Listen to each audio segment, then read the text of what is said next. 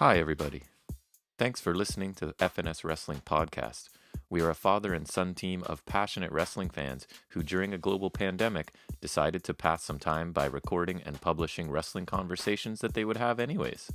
If you're a new listener, thanks for joining us. If you're a returning listener, thanks for coming back. We would love to hear from any of you. Feel free to contact us, fnswrestling@gmail.com, or on Instagram at FNS_wrestling_podcast. We hope you enjoy the show. Now let's get to it.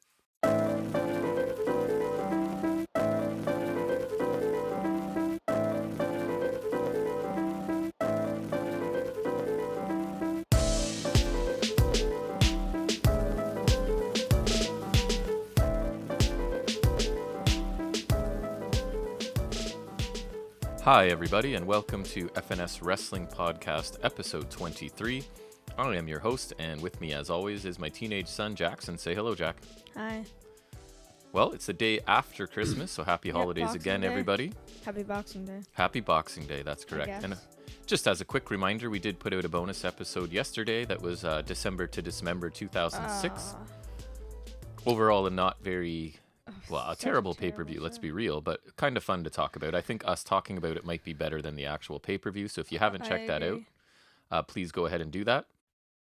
So I don't know if maybe you could hear by now, but we did get some studio upgrades. I've become somewhat unhealthily obsessed with sound equipment. Yes. So my lovely wife purchased me a couple really cool gifts, so I've got an upgraded audio interface, not that many of you might know what that is or need to know, and I've upgraded my microphone to one I really wanted. Still, fairly inexpensive. My focus is budget audio that sounds good. Right, until you can afford the better ones. I don't even know you just get good ones. Even still, I think I don't know. There's something about taking stuff that's a quarter of the price and trying to make it sound good. You know? Yeah. And so that means Jackson's microphone's sort of upgraded as well because I've So passed one I've been using on to him. So hopefully you hear a bit of an improvement. And what other things? Oh, Christmas, we also got Mom, well, your mother, my wife, put together some really cool merch for us, right? So yes, I am wearing an FNS hoodie right now. I left mine upstairs, but through work, we sort of have a connection with the company that makes clothing and whatever else really they can put your logo on anything is what they say. So I guess she sort of secretly sent our images to them and got it on hoodies and t-shirts for the family. Maybe if we ever go big, we'll start a merch website. Absolutely. If we ever have enough fans that want stuff, we now have a company and our logo on file. Who knows? Maybe on YouTube or something, or just in general, we can pump out another hoodie and do a giveaway or something on the Instagram. We could at some point. That would be a cool idea. And speaking of that, our listens for 22 and the bonus episode are actually pretty good. I was checking that out today. Like the Christmas bonus episode? Yeah, so those are doing fairly well. Thank you, everybody, then. Already a day for the bonus episode, so that's good. Yeah, thank you. Wherever you're listening to us, we've been added to a couple new places. I think I just got us onto Stitcher and a couple other podcatching places. Another place you can listen to us. So pretty much anywhere you can find podcasts, you can find us. Yes, I got stuff for Christmas, and I can't talk about it now because But I did get a new Star Wars game. I got Squadrons, which is a Starfighter game. Yep. And then I also got an old game. Yep. So you put some time in on those games yesterday or today as well? Yeah, it was a good Christmas. I mean, it was pretty tame by our normal standards. It was just our family, obviously, the four of us here in quarantine, sort of, not really interacting with others. So normally we have an aunt and an uncle or somebody here, right? So, or both, and their significant others. Technically speaking, 2 aunts and an uncle. Yep. So it was pretty quiet Christmas for us. We did make our walk over to Booster Juice again through the snow. I got a big one this time. Had to put on my big northern boots. We got a bunch of snowfall the last couple days, so we schlepped through the snow over to Booster Juice. The 900 meters, I found out that's how far it is when I made the order. That snow is so deep. Jeez. But still a pretty nice day, not crazy cold. Yeah, it wasn't bad. Only -10, I think, which isn't, I know that sounds just kind of a minor crazy annoyance to some of you not living because I see we have listeners in Texas. So hello, I think there's one of you in Texas. Hi, hello. Friend in Texas. Hello.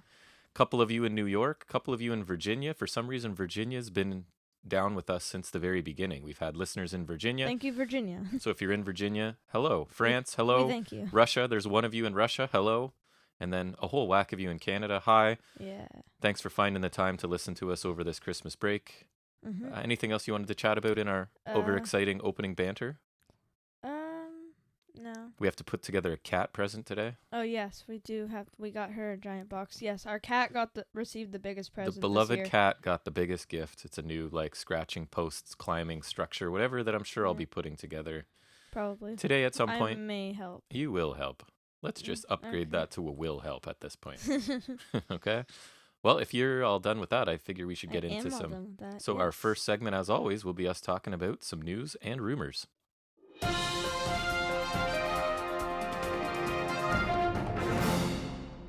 So as always, I start off with the ratings, and this is week 63. I like to add that in now because it reminds me of how many there's been. Yeah, we got the new news jingle, right? I will. That will be added in magically, yes, so they just heard it. So week 63 of the Wednesday Night War saw AEW defeat WWE NXT again in both viewership and ratings. I know it's shocking. It's only happens virtually every week. So Wednesday's taped Holiday Bash edition of Dynamite drew 775,000 viewers, which is down 3.85% from last week, but it beat NXT's offering this week by 11%. NXT's Very Gargano Christmas episode drew 698,000 viewers, which is down 8.9% from last week. And in the beloved demographic of 18 to 49-year-olds, AEW drew a 0.32, which is down 3.9% from last week, while NXT drew a 0.19, down 9% in the same demographic this week. So overall, what that means is this another victory by AEW in the Wednesday Night Wars, but it was by a pretty slim margin. So 775? Yeah, and I think that's fair. Both shows were on the same level, I would say. We'll get into that more. I thought so too. I thought they were pretty similar quality-wise. I think the ratings usually do a pretty good job of reflecting, unless you like it for a specific reason, right? Unless you have a really different opinion from people. I think the ratings usually reflect how the shows were. Yeah, and I enjoyed both shows this week. I don't think either of them were a blow-away A++, but neither were terrible either. Yeah, so. I enjoyed both. Neither honestly, of them were that's at least what you want. That's the bare minimum you want, right? Right. Least, I hope that it doesn't feel like a chore. Right. That we sit down and watch it, and at the end, I'm like, okay, that was a decent use of my time. And then if it's really good, then that's just a bonus. Yep. And then if it's really terrible, then you just feel bad and it sucks. So a pretty good week because I didn't really have to cover Impact too much because it was a highlight your best of show or whatever. Yeah, I always get the notifications of the segments when they're releasing them on YouTube, and I noticed it was best of 2020. I'm like, hey Dad, it's best of 2020. So I did watch it just because there was some. I fast forwarded things, but in case they advanced any storylines, I did sort of. Yeah, and I was telling you, this kind of gave me the vibes of the post-takeover NXTs when they used to tape it, and then there was only 2 matches. Yes. We actually got to see one of those. Remember when we went to takeover? There was Breezango versus, I think, was it Forgotten Sons, I feel like? I don't know. I don't know. But there's a couple matches. See what I did there? And and there's, I think it was the finals of the breakout tournament. Remember? I trust your memory Jordan more Miles than mine. And I feel like goodness. I feel like we saw Cameron Grimes. I feel like he was final. Really? Too.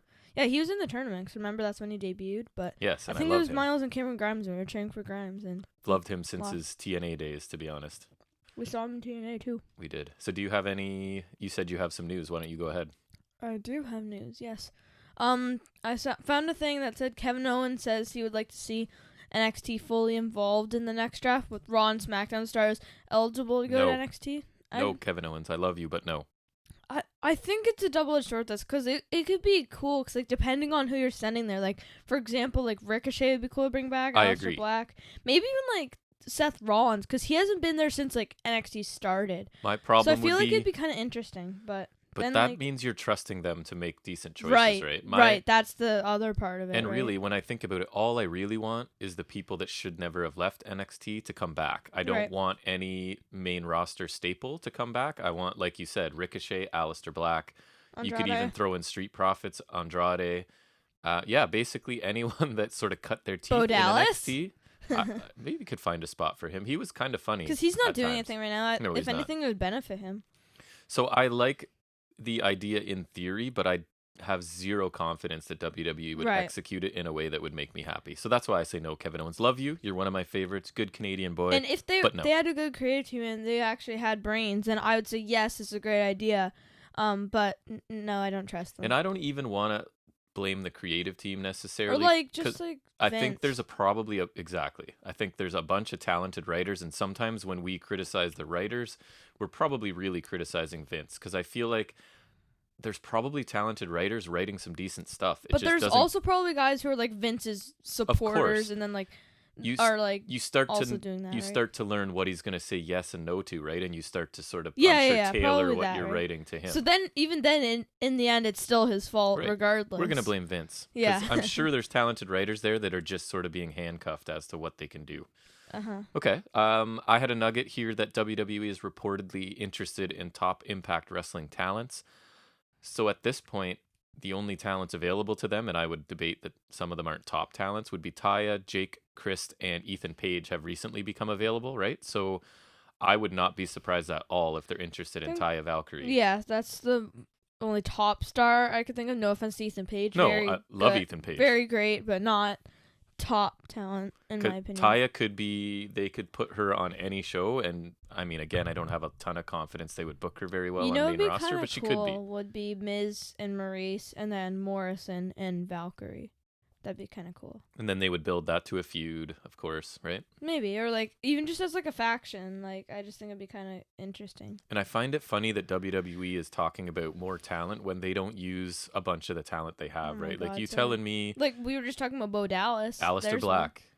Yeah, the guy is talented. The guy has an amazing. Where's Apollo Crews been as of late? And like Black has an amazing look, amazing theme that's now gone, an amazing entrance. Like I really think they missed the boat on this guy. I think the heel turn they gave him was very confusing and and now that his wife has spurned WWE, right? He's not likely to be focused on at all because they seem to be somewhat petty when things like that happen. So unfortunately, I don't have high hopes for him. I mean, ask Lana. Right. Her quote-unquote push. Yes, her push was getting put through a table 10 weeks in a row and then really having nothing happen. Being taken out of a tag title match. And then really getting nothing out of it at Survivor Series, right? She won by accident, basically. Right. And now she's a super babyface, I guess? I don't know. I don't think so. Anyways, what do you have in the news? Pat McAfee is reportedly to be taken off TV until late spring of 2021. I kind of feel like they've definitely cooled that faction, right? And that was my suspicion, was that if they're no longer really focused on the brand as we called them, then it's got to be a McAfee thing because he's the centerpiece of that.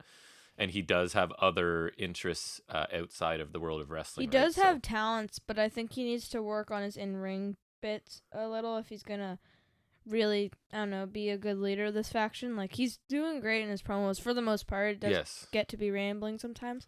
But he also needs to polish his in-ring work a bit. But with him gone, the Lorcan-Birch combination is definitely a step back, right? Like they're just kind of now there. Right, and Dunn can always be a good heel on his own. Even if he'd have to talk a little more, if he just goes back to like attacking people and stuff. He'll be fine on his own. But Lorcan and Birch he's like an okay talker. They need a mouthpiece. They need somebody to present them, right? And I worry that they're going to sort of get lost in the shuffle again now that like McAfee's Imperium when you could say they're safe when they're champs, but no, Imperium got lost in the shuffle when they were champs. And without Walter, it's very similar, right? They're not as interesting without Walter. Yes, they're Imperium without Walter. So that's exactly what they are. It's pretty much what seems to be happening with the brand, but I guess we'll see. Which sucks, but I mean, whatever. Another nugget I have here is that AEW recently filed a trademark for the term AEW Elevation. So this led to some speculation that possibly this would be the name of their second planned show on TNT. Apparently, they are going to pick up another hour of programming on TNT.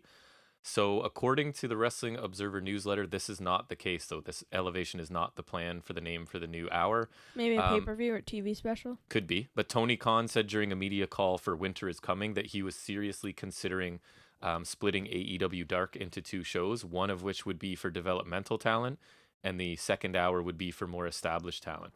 So sort of like, I think so too, right? Like sort of like an hour that's in between Dark and Dynamite, where you can get some people a little bit more exposure and a little bit more. I think what you could do is you could have Dark as like that second TNT show that's like an hour long, right? Kind of like ROH maybe. Yeah. And then like the developmental one, that can be on YouTube. I would rather it's reversed. Dark. I would rather avoid Dark and see if it's Elevation, whatever they want to call it, on TV, where it's like because to me that sounds like, this is my dream, obviously, and I'm probably going to build it up and not get it, but like it becomes the NXT to the main roster. You know what I mean? Back when NXT was the best thing in wrestling, in my opinion, it was because it was sort of considered the developmental league for WWE, and that's when it was amazing. Mm-hmm. So I'm excited by another hour of AEW. I don't know where I'm going to fit it into my week, and I may have to sacrifice something, but I'm excited. I almost think it's too soon for them, though. Like, they have been around for a year, but I almost killing think it, it's, like, too, like, considering... They are, but I almost think, like, they should just ride the momentum of the show for now. Yeah. I don't... Like, they do have a lot of talent, but a lot of them are just, like, squash match talent on Dark, which is fine for now, and I think they're doing good right now. I don't think they quite need a whole developmental thing yet. Well, at least not on, like... at least not on TV. They could do something like OVW where like it's not televised or whatever, and they're just like practicing or whatever. I think their hope is to bridge the gap between what you're saying, right? Like people on Dark that we're really not interested in at all. So some of the ones that are starting to get interesting there, you sort of move into the next step before they... I like the idea in concept. It sounds cool. AEW's been producing a whole bunch of cool stuff, so I'm optimistic that this would be as well. Mm-hmm. All right, what else do you have, sir? So January 4th episode of Raw, which is going to be like, I guess their New Year's thing, it's going to apparently be Legends Night, which already sounds awful. Because? And so you ready for the current people set to return? Sure.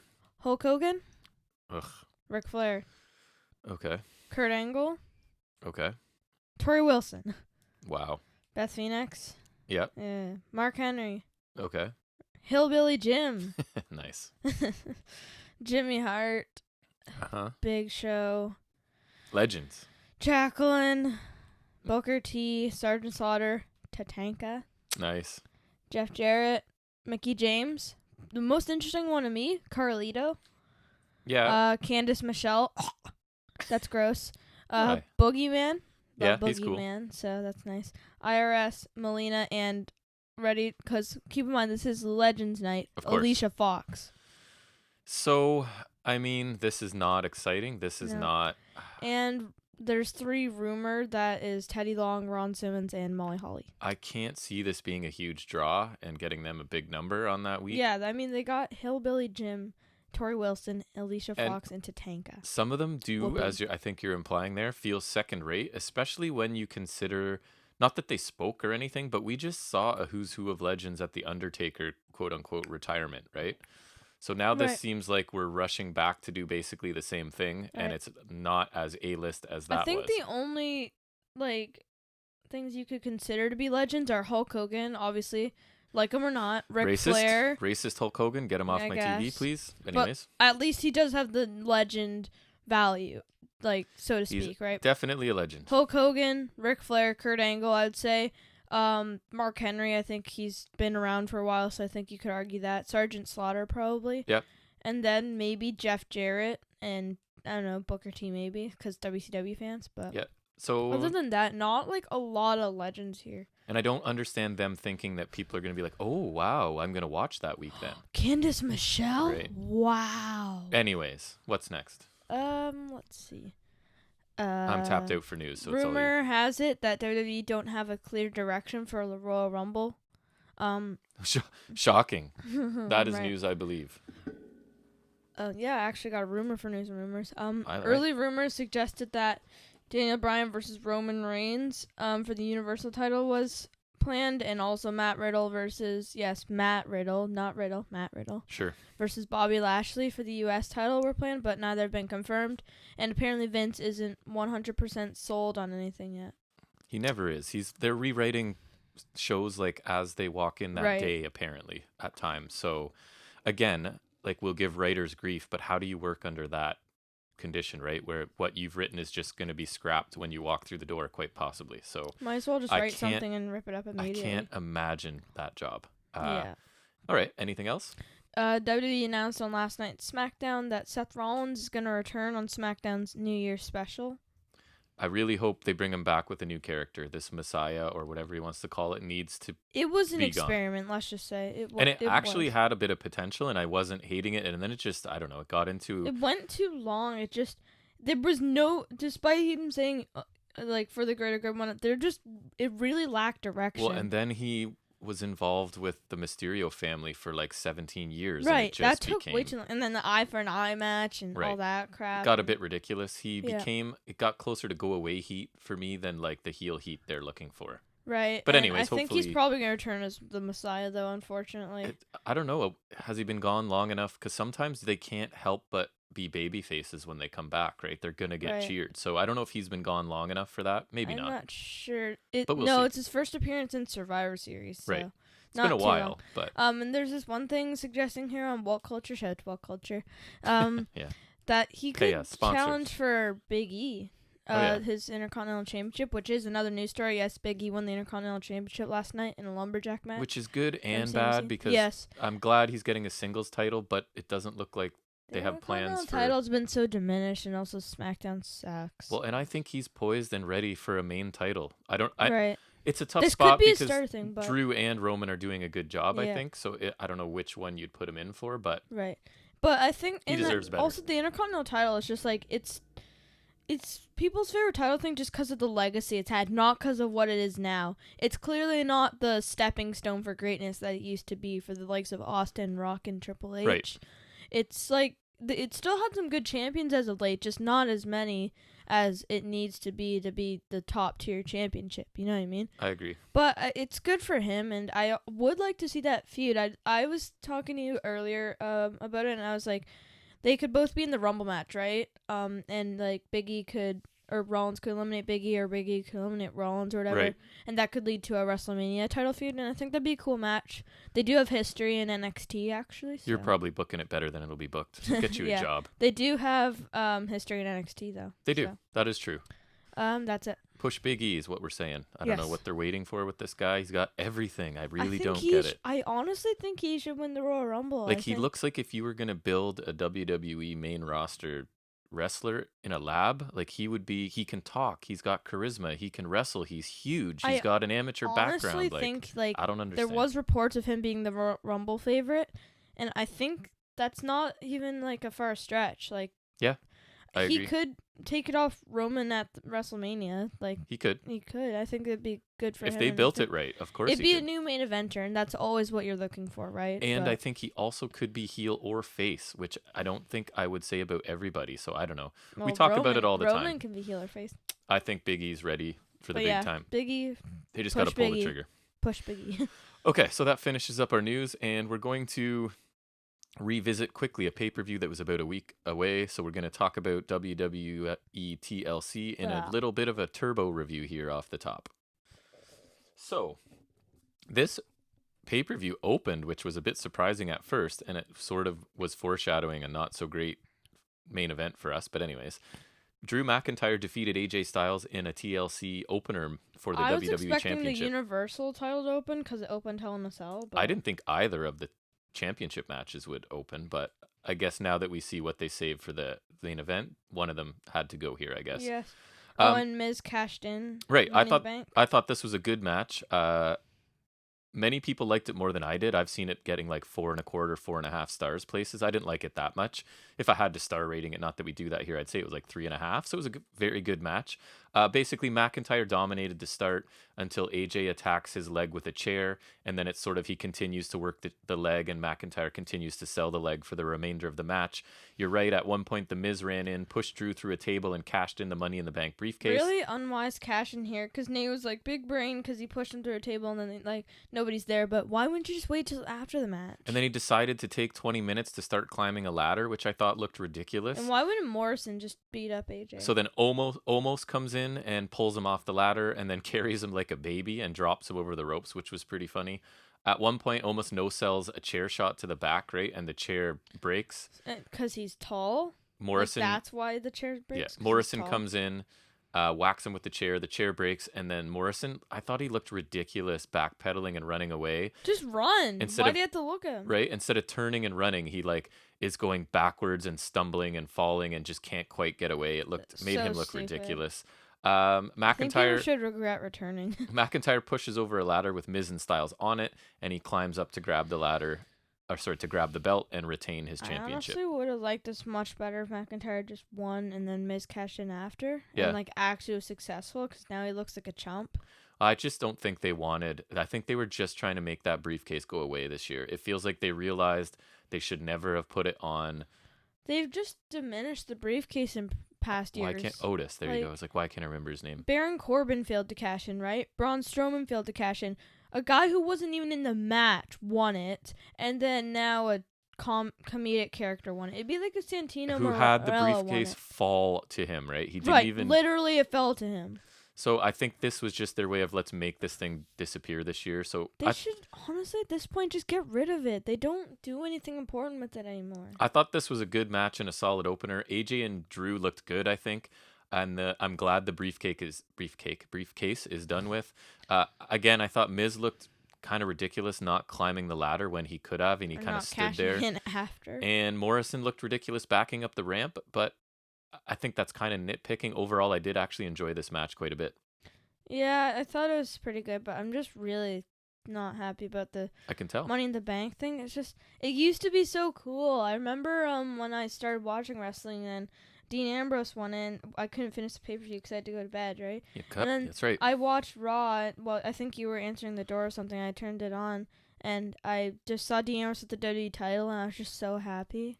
Money in the Bank, I used to suggest was the new among the big four. I thought Survivor Series should be moved out because Money in the Bank was super cool for a while, right? And now it's, I don't know. All the cash-ins were always cool, and then lost some of its luster for sure. Now every cash-in's just a terrible, terrible thing. So the next match is the SmackDown Women's Championship between Sasha Banks and Carmella. I have to say this was better than I expected, and Carmella looked decent. I don't think it was like match of the year or anything, but I was expecting very little, and Carmella looked pretty good. Carmella will never have match of the year ever. So Carmella's sommelier Reginald, whose name has just changed all of a sudden, right? It was Tom, and now it's Reginald. They've never explained how or why. I don't think. Not that we watch main roster, but I did notice that. So he interferes a few times, but Sasha eventually wins with the bank statement. Again, better than I expected. Likely a credit to Sasha's ability as much as Carmella's improvement, right? It's probably both. I don't like Carmella's finisher. I like the Code of Silence submission. It's actually I think it looks cool too. But then she now uses a Bella Buster. Of course. That sit They love that move for the women for some reason. Bella's used to do it, and now she does too. I mean, I think she did before, but how is that a finisher? I don't know. It has, about the impact of falling on a pillow. I guess. The next match is the Raw Tag Team Championship with the Hurt Business versus the Street Profits. No, New Day. What? Sorry, why did I put Street Profits? Wrong champions. Against New Day, sorry. I do have New Day correctly in my notes, but anyways. Not the intro. So Alexander spent a stretch outside the ring where he was repeatedly taken out by New Day to keep him from getting back involved in the match. The offense was kind of back and forth with a Kofi Kingston SOS on Alexander for a near fall and a brainbuster from Alexander for a near fall of his own. Woods was out of the match for most of the second half of it, and eventually Alexander blind tagged himself in as Benjamin seemed to have the match won. And he hit he was setting up for pay dirt rather. Right. So it's kind of this Benjamin Alexander blind tag and sort of stole the victory away from Benjamin, who seemed to have everything under control. And I think part of it was also he's dedicating it to Shad. Oh, right. So I thought this was a good enough match, and I thought there's a little tease of Alexander causing issues within the Hurt Business by stealing that sort of pinfall. I thought the Hurt Business looked good, and they look really good with the gold. I like this group with the belts. I think Benjamin didn't seem to care after because he's like, all right, we're champions. And I hope you're right, because I hope they stay together for a while. I don't need them breaking up and having infighting yet, because I still think even though they're on TV a ton and we don't watch a ton of it, I still find them interesting as sort of a marginal main roster guy. They got all the gold because MVP ain't going to win something. And if MVP was going to win something, he would have won the U.S. title. And Lashley would be chasing the WWE title. But he can be their mouthpiece, and it's perfect, and wrestle occasionally. It's literally like the main roster version of the brand. It should be Pat MVP's McAfee. Pat McAfee. That's right. Yeah. So next we get the women's tag team championship match, with Nia Jax and Shayna Baszler versus Asuka and to be announced, I guess, who was Charlotte Flair. Right, so Charlotte Flair is back. I know you can't stand Charlotte. I have immense respect for her in the ring. I think she's a phenomenal performer. No, she is a great wrestler, but she's just been overpushed, especially this year after taking the title from Rhea Ripley, and then just, I don't know. I think she may go down as the greatest women's wrestler of all time, especially because WWE wants that to happen, I think, partly. Right. So the finish came in this one when Baszler tried to lock in the Kirifuda clutch, but Flair rolled through for a near fall before hitting the natural selection for the win pinning Baszler, which upset Jackson greatly. I thought this was good, but not great. Flair looked good. She didn't seem Charlotte didn't have to win. She didn't seem rusty at all. But these titles are meaningless. How long until Charlotte and Asuka have issues over the women's championship? I give them a month. I feel like these tag championships are being used as a prop for a singles feud, but maybe not. We'll see. Yeah, okay, this is the third time a singles champions won the tag titles. And I thought the idea was you have a lot of talented women. You can have some other people have belts, but now they're just like giving the singles champions stacking them up on one person repeatedly. Right. And like they are making new teams, but they're crappy teams like Lacey Evans and Peyton Royce. Like, what? What even is that? So you took Peyton Royce out of a functional tag team, like funny, entertaining, right, and put her with Lacey Evans. I'm not saying they're gonna wrestle 5-star matches, but they're at least entertaining. They always entertain me. Right, and and they also broke up Alexa Bliss and Nikki Cross. While Alexa Bliss is doing good work right now, they were at least like a good functioning tag team, right? Yep. Like at least credible champions. And yes, they couldn't control Kairi Sane leaving, but Kabuki Warriors are pretty good. It's true. Like they had all these good teams, and some were not their fault, like the Kairi Sane one, but some were their fault where they just like broke them up. The Alexa Bliss one turned out good, but the Iconics are just that's stupid. And not only that, but the Iconics lost to the freaking Riot Squad who reunited for no reason at all after fighting. So the tag division we're not impressed with. No, especially when it's Charlotte. And next we get what I thought was going to be the main event, and I would have preferred if it had been, but it wasn't. So that is the TLC match for the Universal Championship between Roman Reigns and Kevin Owens. Pretty good match. This was a different style, right? This was more, we talked about it briefly, the spot fest. This was I've Kevin said this Owens. Multiple times, yes, because Kevin Owens is he's very much got the Mick Foley body. He really does. He just can take spots like that. And that's what Mick Foley just says. He's blessed with this ability to sort of land flat and sort of spread the force out, and he's very well padded, right? And Owens is sort of similar to that. So both of these guys worked really hard. I thought this was a really good match. And Uso did a lot too. There was a lot of Uso involvement. So Reigns grabbed... Not even to a fault though. Reigns grabbed the belt. No, grabbed the belt for the win after a low blow and a guillotine to Owens. Really good match. More of the spot heavy TLC than the opener. Owens looked awesome. He looked like the guy that just will take a beating and never give up and just keep coming back. Yeah, and like I don't think anyone thought he would win. I was almost questioning the credibility of him like as a challenger, but like he actually did look better than I thought. And I mean, I think it's just been so long of him doing nothing. Yeah. Since his world title run that I just don't believe him as a challenger anymore. It's unless true. They build him up. It's clearly they just built him really quickly because Reigns needed someone to beat at this pay-per-view. I'm hoping honestly that Bryan does challenge Reigns at the Royal Rumble. I think that'd be a killer match. I thought Owens looked great here. Reigns continues to me to be the most interesting thing in WWE, and this should have been a pretty great main event. Yeah, but also Bryan being at the Royal Rumble, would be cool because he has been feuding with Jey Uso a lot, so that'd be kind of an interesting dynamic. That could be the lead up to getting to Roman. Oh yeah. Right? Yep. So the main event. The main event is Randy Orton versus The Fiend. Firefly Inferno match. So I just want to say at the beginning, I was so confused. There was no ref. There was no like Inferno setup with like the cables around the ring. So I'm like, how is this an Inferno match? But then I see these giant rods in like on the barricade or behind the barricade. You did notice those. Eventually, the Fiend lights those on fire, and then there's also other things on fire blocking off the entrance ramp and then murder around the thing. And yeah, so Orton burns him, like he pushes him against the entranceway one, and his jacket's on fire, and then he RKOs him when the Fiend gets to the ring. Yep. And then dumps gasoline on him and burns him. Yes, so... burns a man alive. Basically, my notes were Orton murders the Fiend by dousing him in gasoline, setting him on fire, and watching him burn. This match had a couple cool visuals, and I have heard a bunch of people really liked it. How? We're fully willing to admit it did have some cool visuals, and it'll like make when for he burned the rocking chair. It'll make for some cool replays, or the RKO with the man on fire, right? That looks cool. Yeah, but that did look cool. But then after, when he's just like burning him, the fire almost looked overkill. So this was just too ridiculous for me. I was bored for the most of this. And then I laughed when I don't think they wanted me to laugh.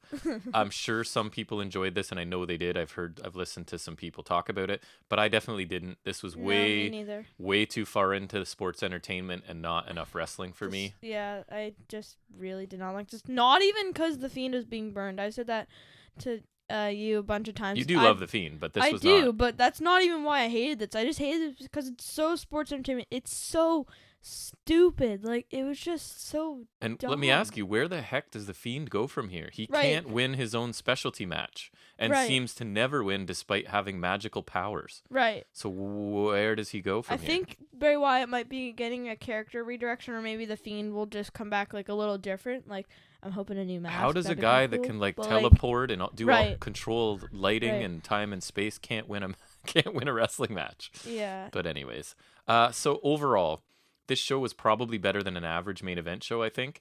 I liked both of the ladder matches, and everything else other than the main event was pretty good as well. I mean, the Sasha Carmella match wasn't awesome, but I was expecting less, so I was pleasantly surprised.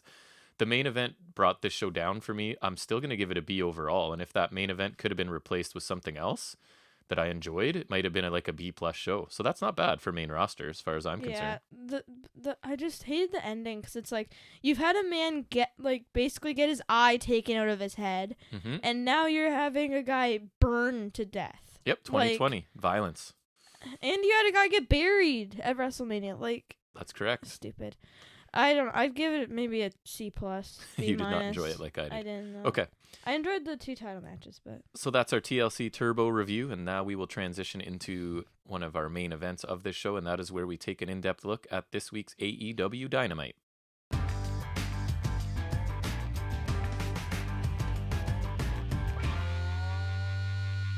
Yes. So this is Holiday Bash, I believe it's called. Yep. Our opener is MJF and Christopher Jericho versus Top Flight, Darius and Dante Martin. Yep.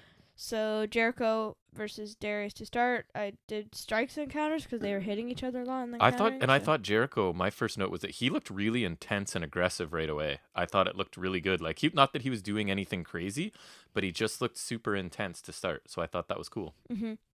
And Dante Martin tags in. MJF tags in after Jericho takes control of the match. Dante hits a drop kick on MJF after some leapfrogs. Standoff in the ring leads to a brawl. Some cool offense by Top Flight. Jericho tags in, and then MJF tags in a little later on. Double flapjack by MJF and Jericho. Jericho tags in after MJF rams Dante into Jericho's boot. Decapitator under the bottom rope by Jericho. Dante counters a superplex and falls with a really high crossbody for 2. If there's any move that called for Tom Phillips from the heavens line, or Michael Cole's line. That's it, right? That's it. He jumps so high. I do have that he jump. What is it? Dante with lots of impressive jumping. He just jumps. Man can fly. Wow. MJF and Darius both tag in. Standing Spanish fly to MJF by Darius, followed by a suicide dive to Jericho. Nice little sequence. It was.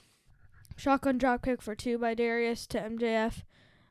Darius pushes off Jericho to hit a tornado DDT on MJF, which was cool. Yep.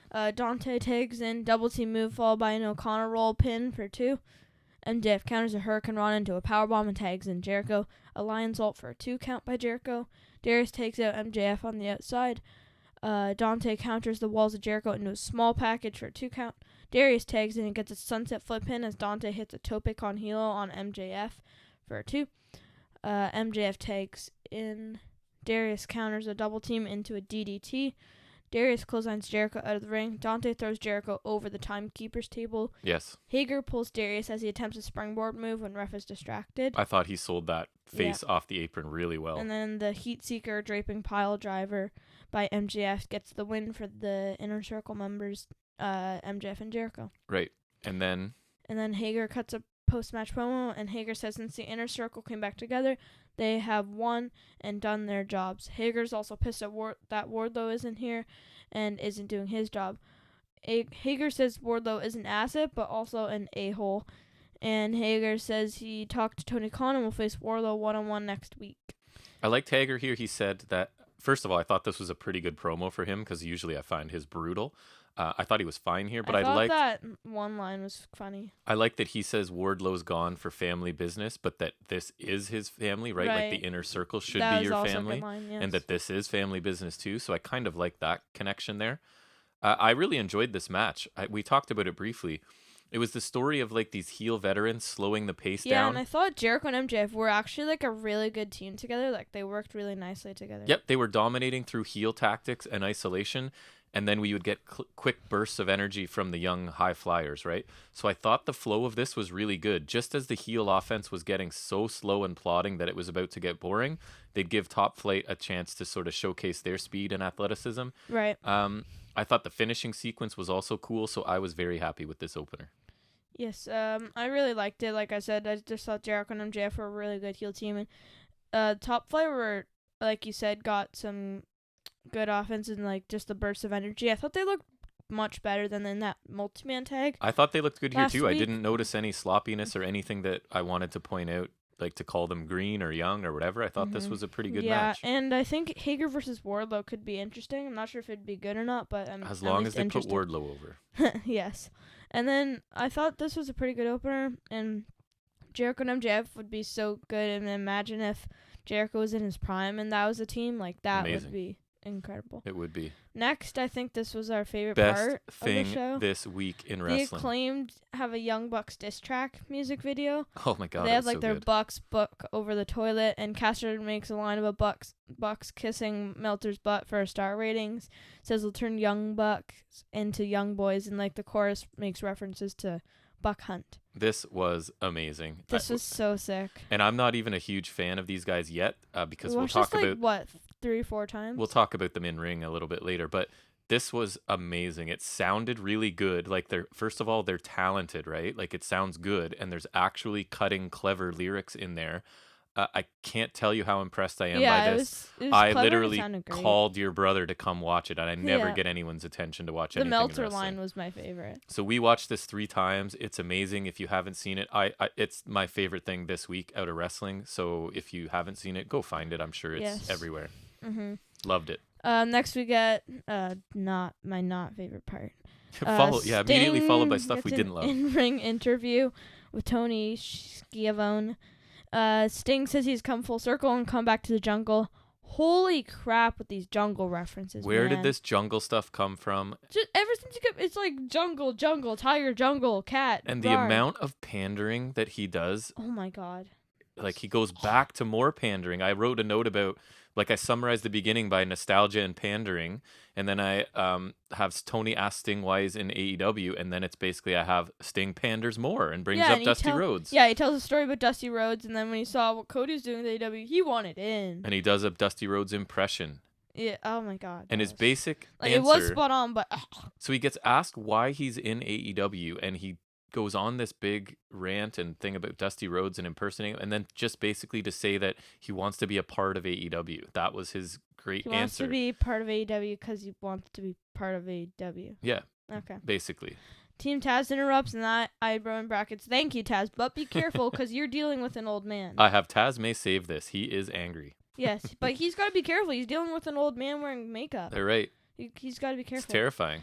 He says he's sick of Sting being built up too much. Yes, me too. Stark says they don't care about that, but they care about Sting sticking his nose in their business, and Sting better be careful in the jungle. And this is where I have, where did this jungle analogy start and why? It was stupid Sting. Too much. They walk down to the ring to beat up the old man because now all of a sudden they are not afraid of him. Yep. Lights go out. Darby Allin's in the ring. And now they're all of a sudden not afraid of Sting. Right. But then when Darby appears, they back off. So when they fight 2 people, it's difficult. And Darby may be a badass, right? But it's 4 against him and an old man. Why are they cowering away? Like, they could probably take a Darby Allin and an old guy. Like, one thing I did like here was Taz pointing out the correlation between, yes, you both are mysterious kind of loners that wear face paint, and you have like a signature item. So he draws attention to Sting has a bat and Darby Allin has a skateboard. I thought that was a cool little connection to make. Yeah. And he says they'll fight another day, and that'll be New Year's Smash Night 2 when we get Darby Allin versus Brian Cage for the TNT title. That's going to be so sick. And Cage doesn't want to wait, right? Ooh. He's basically being held back because he wants to go down there and get it over with right now. That's going to be such a good match. So this is bad. I don't like it. Sting's part was almost cringeworthy for me, the amount of pandering he's doing. And then, for me, Team Taz made it better, but then they look like chumps again. Yeah, and I thought it was a nice contrast to have Taz come out and just sort of rip on Sting and his pandering and this. Yeah. I really hope Darby gets the rub as they anticipate by being associated with Sting, and I worry that he's going to lose some of his uniqueness, right? Because his whole thing is he doesn't really want partners. He doesn't want friends. He's a lone wolf that does all kinds of weird, extreme comparing him things. to an old guy is just going to, one, make him seem dumb because he's like an old timer, and two, going to make him seem less unique, right? Like. So I hope that they get what they think they're going to get out of this, but I worry that they're not, because we love us some Darby Allin and his uniqueness, and I don't know. I don't see this connection working right now, but again, we're going to give AEW the benefit of the doubt and see what happens, I guess. Yes. So we get MJF backstage. He's talking to Santana about his recent family death, and he's here for him. Just stuff. It was interesting because did you notice that as he comes in, he like talks to the camera and like, yeah, you guys can come in here. So I like this because it seems like he's being super sincere, right? He's giving his condolences to Santana and shares one of his own stories of loss, and they sort of share a moment and a hug. So he seems really sincere and it's sweet, but they did go out of their way, I think, at the beginning to point out that he brought a camera crew to document this, right? So are his intentions really that pure, or is this MJF, he's scheming something, right? So I thought this was a clever way to add a bit of doubt to MJF's intentions and plant seeds of further developments between these guys. And I thought it was good. It allows acknowledgement of Santana's real life situation, right? So he gets to get out there on this program that he has experienced some loss and he's dealing with that. So I was kind of interested. I thought it was a cool, quote unquote, sincere thing by MJF, but with a hint of maybe not. You know what I just noticed is, where's Sammy? Because he wasn't out with MJF and Jericho, and he wasn't here either. So I think they couldn't have him back here for this, because then MJF would have to. You know what I mean? It wouldn't, because it seems like he and Sammy have to interact every time they're together, and I think they wanted to keep this with Santana. Yeah. Right? And then Ortiz... Then I'm also confused why he just wasn't even here at all. Ortiz sort of reluctantly shakes MJF's hand at the end of this too, right? Yep. Santana leaves, Ortiz is there, and they shake hands, and that was it. Yep. Then we get Dark Order, which is Colt Cabana, Alan Angels, a.k.a. 5, and Preston Vance, a.k.a. 10, versus Jurassic Express, all three of Jurassic Express. Yep. So we get Colt Cabana versus Marco Stunt to start. Cabana taunts Marco, dropkick by Marco. 5 tags in, arm drag by Marco, Jungle Boy tags in. Just wrote JB as you have done now, because it's just easier. It is. Jackknife pin for 2, dropkick for 2 by Jungle Boy. Marco tags back in, dropkick by Marco. Ripcord splash leg drop combo by Jurassic Express. Pretty cool. Thank you, Excalibur. Colt Cabana back in now. Corner offense misses, like, every time. Luchasaurus tags in. 10 also tags in. Hoss fight, sort of. Marco tags in now, so nope. Body slam and wheelbarrow splash. Lucha lifts Marco back up for senton, and JB tags in to hit the rolling senton off of the shoulders of Luchasaurus. That looked pretty good. Yep. Just totally lifting up Marco with ease. Yep. Cabana distracts ref, and 5 hits a Damagiri on... Is it Marco, I think it was? I think so. Dropkick, fall away slam by 5 and 10 post-commercial break. Rebound lariat by Jungle Boy. 5 tags in. Luchasaurus gets the hot tag. Spinning heel kick to 10. Choke slam and standing moonsault to 5 for a 2 count. Marco Stunt tags in. Marco hits crossbody off of Lucha Soldiers, which is very high, so that looked pretty cool. Yep. Cabana shoves Lucha into the post. Spinebuster to Marco by 10, followed by a frog splash by 5, but Jungle Boy breaks the pin, and then he tags in. Super kick to 5, Luchasaurus throws Marco onto 10 and Cabana, like Gorilla Press, and then that powerbomb combo thingy for the win by Jurassic Express, where Luchasaurus flips him into the sit-out powerbomb. Which is cool, but man, it looks risky. Yes, it does. This match was very like the opener, and I feel like it was a good and fun match, where there's good offense and some good back-and-forth exchanges. I'm very happy to see Jurassic Express back, mostly Luchasaurus. I really want to figure... He looked awesome in this. I really want to figure of him get on it, Jazzwares. And I hope they do more in the future and are more prominent, because they're really good, and they'd be honestly good contenders for the Trios Championship if they do that. Yep, this I thought was a really fun mid-card match too. Mm-hmm. Lots of action where everyone except maybe Cabana, right, got a chance to shine. Yeah, he really didn't do much. I almost would have rathered like John Silver. I mean, he really didn't do much, so it doesn't matter. Yeah, or maybe they could have done Grayson, Uno, and like John Silver or something. I'm not sure if there's anything coming out of this match, but I enjoyed it, and it was, again, like you said, it was nice to see Jurassic Express back on TV. Now that I think of it, Silver, Grayson, and Uno would be perfect. Silver's kind of short, so he'd go good against Marco, and then Grayson's like your kind of agile, like decent sized man, kind of like Jungle Boy, right? Yep. And Uno's like your hoss to battle Luchasaurus. Yep. That'd be perfect, actually. But then what about poor Alex Reynolds? You know? Oh yeah, true. Well, he can do something else. They could add someone to Jurassic Express. I mean, like, not in the faction, but just to team with them. Oh, did we talk about Shivani afterwards coming out? Tony Schiavone comes out. Marco says it's good to be back and is cut off by Tully and FTR on the Tron. Tully says they are the best, and Jurassic Express will face FTR at New Year's Smash 2, so that is setting up more stuff. And they're not going to lose the dinosaurs. Yes. I thought this was one of Tully's better efforts. It actually got me a little more interested in this match, because sometimes I just want Tully to be quiet, because I was going to call him Dawson. Oh my God. I forget his name. Harwood, thank you. I think he's really good on the mic, so sometimes I find Tully's not a benefit to them, but I thought this was good. They do great cheating on their own, so I don't think they've ever needed a manager, because like you said, Harwood's great on the mic, and they can do great dirty tactics on their own. Tully does add a nice element to it, so I guess there's that, but I thought this was a good little... not consistent. Good little bit here from him. Kenny Omega and Don Callis. And Callis says it's creepy that the interviewer is waiting in the hotel lobby for them. Which is They're funny. in a hotel lobby. Yeah. And Callis says it's ridiculous that wrestlers make matches like Pac did last week. Omega says Phoenix choked in the tag title match, which I don't remember, but I'm sure it was good. In AAA, because Omega did take the Mega Championship from Phoenix. He did. And in the tournament when he got injured, which wasn't his fault. Right. So, but whatever, heel logic. Omega says Phoenix choked against someone who loves him, Penta, and Omega's worried he'll take out Phoenix for good because he despises Phoenix. And Omega says when the phone rings, people like Kenny answer, and people like Phoenix trip and injure themselves along the way, which I thought was kind of funny. Yeah, it was. And he says Omega wins titles, or he says he wins titles, Phoenix gets injured. Yes. I also like that Callis is referring to himself as the Invisible Hand as his nickname, right? Like he's been this... It's like this arrogant, I've always been this behind the scenes guiding you, right? Without even if he being hasn't, seen. it could be heel logic, right? So I thought this was awesome. These two guys are overconfident jerks, and they play it really well.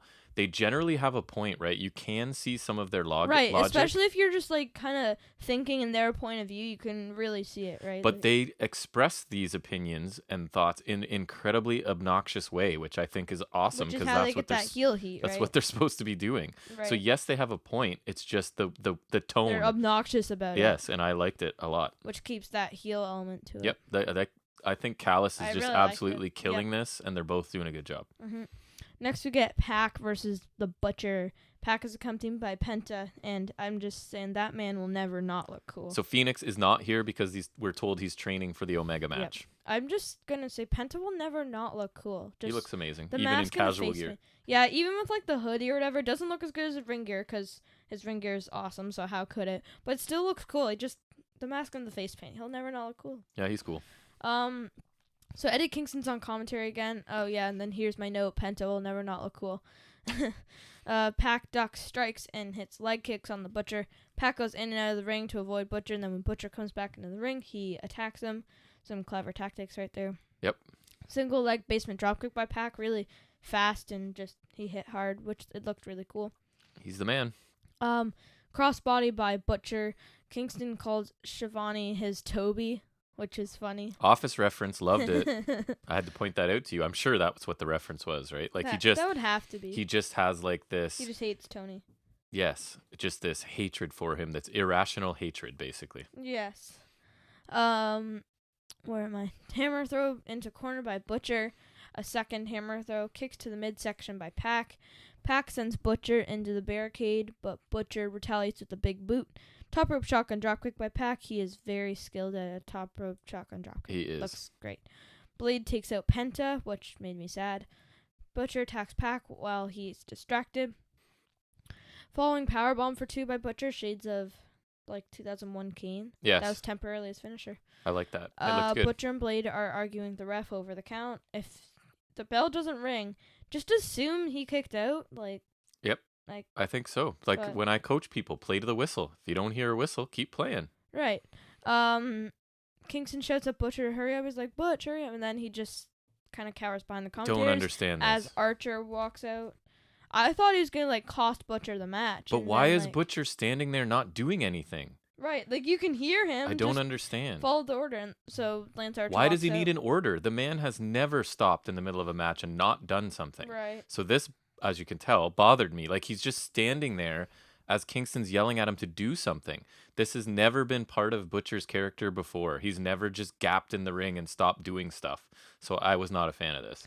And then Pac hits a roundhouse kick, and finally, the we return get of it. the Black Arrow for the win. According to my notes, it's the bulk arrow. Ah, it's the bulk arrow. Because I can't type. The bulk arrow looks pretty much as good as the black arrow. I liked it. But yes, we finally got the Black Arrow in this match. I was so happy. It looked so cool. And they didn't replay it, so I was kind of mad. But then we get Archer and Pac kind of standing off, and Kingston's kind of just laughing as they're like, see, they're arguing over who's going to beat me up. Right. Which is kind of funny. And I thought this match was good, but there's kind of that lull in the middle until, like, the quick ending. But Pac won, so I'm happy. I'm not sure how I feel about it, because the beginning where Butcher was in control was pretty slow and dull. The second half was starting to pick up, and then I feel like that lull was Butcher in control, and then, like, also the Kingston part. And then that awkward involvement of Kingston and Butcher's pause in the ring and refusal to do anything for some strange reason.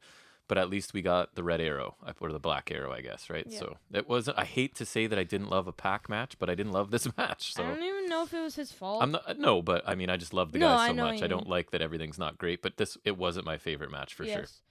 But it was better than this. Jade Cargill, I thought she was gone. Nope. Jade Cargill congratulates Brandy for being pregnant, but says it's convenient that Brandy got pregnant after Cargill shows up. That's a pretty elaborate way to get out of a match, is to go and get pregnant. So this kind of made me laugh. To have a freaking child. There are other ways you could probably get out of it. You don't have to give birth to a human being just to get a one single match. Right? Like, that's how tough go Jade through Cargill a bunch is. Of labor and produce a human. That's how scary Jade Cargill is. You will opt to give birth and take care of a child for 18 years or whatever to not face her. But anyways. 18 years. Okay. So Kip Sabian, Penelope Ford wedding date announcement. Kip says it's a big deal for everyone. And, sure. I agree. This, best friends theme plays when they are planning to reveal the date. And Kip and Mira laugh as they clearly set up, and then they show a video of Trent being stretchered into an ambulance, and the date is February 3rd at Beach Break, and I'm just like, AEW's gonna title an event that's not in the summer, but summer themed, and then it's named after Orange Cassidy's finisher. And no one cares about this storyline, as far as I can tell. The only part I like about it is Kip Sabian. Okay, so I'm gonna sort of get on that train with you. I thought Kip Sabian's delivery was very good here.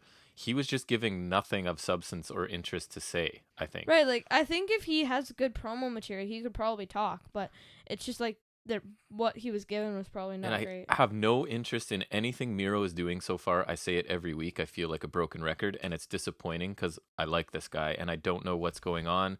This storyline, not only is it not interesting, but they seem to be like slowly dragging it out. So between this and the Cargill, I wish they would do Bash at the Beach again instead of Beach Break. This is the lull in the show for me. It starts at the Cargill promo that I don't really care about. I don't really care about this. After the next match, and then there's a match that's coming up that I don't know. You can get into that. Dustin Rhodes versus Evil Uno. Right. Uno attacks. Match starts. Corner punches by Dustin. Uno takes control after avoiding a scoop slam.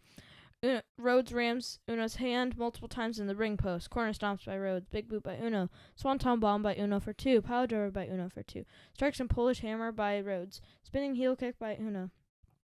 Running bulldog for the win by Rhodes. I have bulldog for 3? ? Again, this is the second time, right?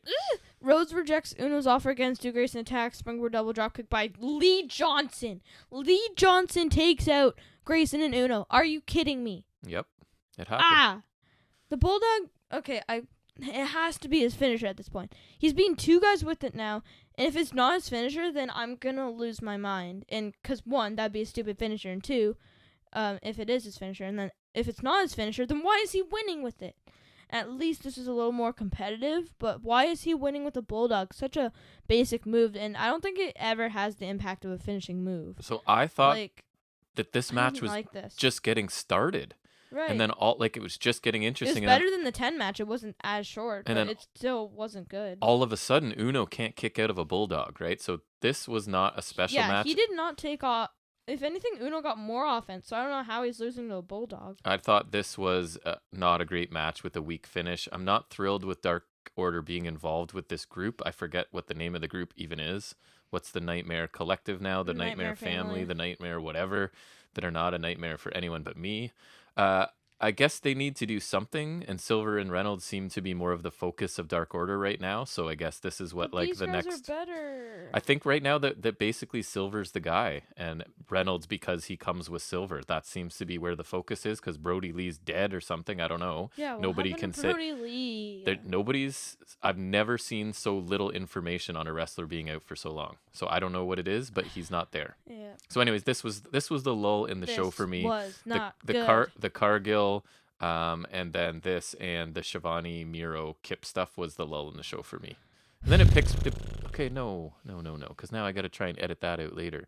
I thought it picked up after this. So what was a nice. Sean Spears interview. He says he's the best, but nobody thinks so. Spears said he's debuted hot, but Cody and Tony Khan pushed him down the hole. He did lose to Cody a couple times. So. Yes. Spears says he'll come back if he feels like it. After Tony insults him. Shivani. I was cheering out loud for this because, yes, this is the character shift this guy needs. I like the line where he said, the 3 letters are different, but the same glass ceiling, right? Like, I came to a new company and it's the same problem. I can't get any higher than upper mid card, despite the fact that I look better than most, which is true. I talk better than most, which is probably true. And he wrestles better than most, which is debatable, but at least he's not bad, right? So I like this heel logic. Look at me. I'm a talented guy. I have a look that you guys like. I have size you guys like. Why is this the same problem? And then I liked because Tony suggests that maybe the problem's you, right? If everywhere you go, you can't ascend to the level you want. Maybe you need to look at yourself. And then Spears just flies off the handle, basically, right? So this is the most interesting thing he's done since getting here, I think. I like where this is going. He made some decent points, right? And from his point of view, it makes sense. He's acknowledged the poor booking he's received so far, both here and WWE. So I thought this was good. And for a guy who's just been sort of spinning his wheels, I think this is him maybe getting a tiny bit of traction, and I like this. I agree. Nice. This was good. He has not been doing anything. Tully has not really helped him at all. And even in this little clip, right, he brings out that stupid black glove and just throws it and is like, I don't need this gimmick. Basically acknowledging this was stupid. Yeah, and I'm moving on. It was stupid. I agree. Hikaru Shida interview is cut off by Abaddon, but she's held up by refs, and Unstoppable Monster is being held up by refs. I'm sure when the Fiend returns, you'll see him easily remedied by a security team. I thought this was fine, though. Get Abaddon on there. Remind us that she's this savage, crazy-looking monster. Right, but she's just going to be stopped by a bunch of referees. But at least she didn't, cut a promo or something, right? I don't need to hear her speak. So this was okay. We needed it on the show and just to further that story. Then Hikaru Shida walks out for a match with Alex Gracia. Shida rams Gracia's head into turnbuckle multiple times. Small package for 2 by Gracia. Corner running boot for 2 by Gracia. Suplex by Shida. Apron knee left by Shida. Abaddon's in the crowd and Shida attacks. Backbreaker by Shida and Falcon Arrow by Shida for the win. Hikaru Shida wins. Shida grabs kendo stick. Abaddon's knocked out, but Shida pokes her with the stick and Abaddon attacks. And then Abaddon pulls a Shayna Baszler and bites Shida's neck. But without the blood and stuff afterwards. But it was a very aggressive. I hate that I had to call it a Shayna Baszler. Yes, it's not one of Shayna Baszler's proudest moments. No. So yeah, I mean they're definitely trying to package her as a monster, right? So she's just trying to bite the neck of her opponent, which is as long as they don't start telling me it's vampirism. If you listen to our bonus episode, a follower of vampirism. Anyways, I thought this was fine. The feud is furthered. New talent got a chance. I don't know who this Alex Gracia, and I can't really say. She didn't look bad. She didn't really stand out either. She was dropper. Shida looked pretty good. Abaddon rises again, right? She just has an incredible look, and she's doing this whole a fiend. You can kill me, but I'm just gonna get back up sort of thing. But hopefully she wins a little more often. Although I have my doubts here. Yeah, me too. Main event time? Almost, yes. So Kenny Omega versus Rey Fenix for the world title is next week, as well as John Moxley returning, which I'm excited for, because I imagine he'll be very pissed. And also, I love Jon Moxley. Yeah, he'll have something to say for sure. That should be very interesting. Just if you really think about it, Kenny Omega's been doing a ton since like when he won the title. It's not even been that long, but he's been doing a ton. Yep. Running around on Impact and Dynamite. So I'm honestly interested to see what Mox does. Maybe he'll cut a promo and then also be involved in this world title match somehow. Could be. Maybe. I imagine Omega would obviously win, but maybe Mox will just simply attack him after. Something as simple as that. Yeah, I don't think Omega's losing anytime soon. Shida versus Abaddon next week for the women's title. It's a pretty big show, I guess. Abaddon is ranked number 5, so she's got to get a title shot right now. Number 5 is better than number 2. If I'm in AEW right now, I want to be ranked 5th because they get title shots immediately. It's almost better than number 1. This is the 3rd time, right? That the 5th. So Anna Jay. Yes, Anna Jay, the Acclaimed, which is coming up, and then now Abaddon. So 5th place is the place to be. Yeah, it's dangerous. I wonder if Brian Cage is ranked number 5. I don't know. In the TNT He should be. Things. If not. Yep. Wardlow versus Jake Hager next week, which we did talk about earlier. And then I think Darby Allin versus Brian Cage is in 2 weeks. That's going to be night 2. There's some big stuff on these shows. That looks good. They've got like a bunch of stuff, which is good. Yep. And one more, it was Cody Rhodes versus Matt Sydal, which just kind of came out of the blue. Don't care about that. I don't. It could be decent, like, in-ring wise. Yeah, it could, but, like, for sure. It's really coming out of the blue, you know what I mean? Sydal is just the jobber to the stars at this point, it seems. Yes. He's like, he's enhancement talent. He is. Like, quite literally. Yep. So, the Acclaimed versus the Young Bucks for the AEW World Tag Team Championships. The Acclaimed got to get the title shot, as we've mentioned. From 5th place. I thought their entrance was entertaining, not as strong as the video, obviously. And I watched this match closely because I've been suggesting that these guys do no offensive moves, right? In the last match. Didn't. So I would say even after this match, they've maybe done 5 moves in the last 2 matches. Interesting. But anyways, go ahead. Tell us about all their moves. Matt Jackson versus Max Caster to start. Holds and counters. Drop kick by Matt. Arm drag takedown by Matt. Nick tags in. Bowens tags in. Matt tags in. Back Bucks suplex Caster onto Bowens.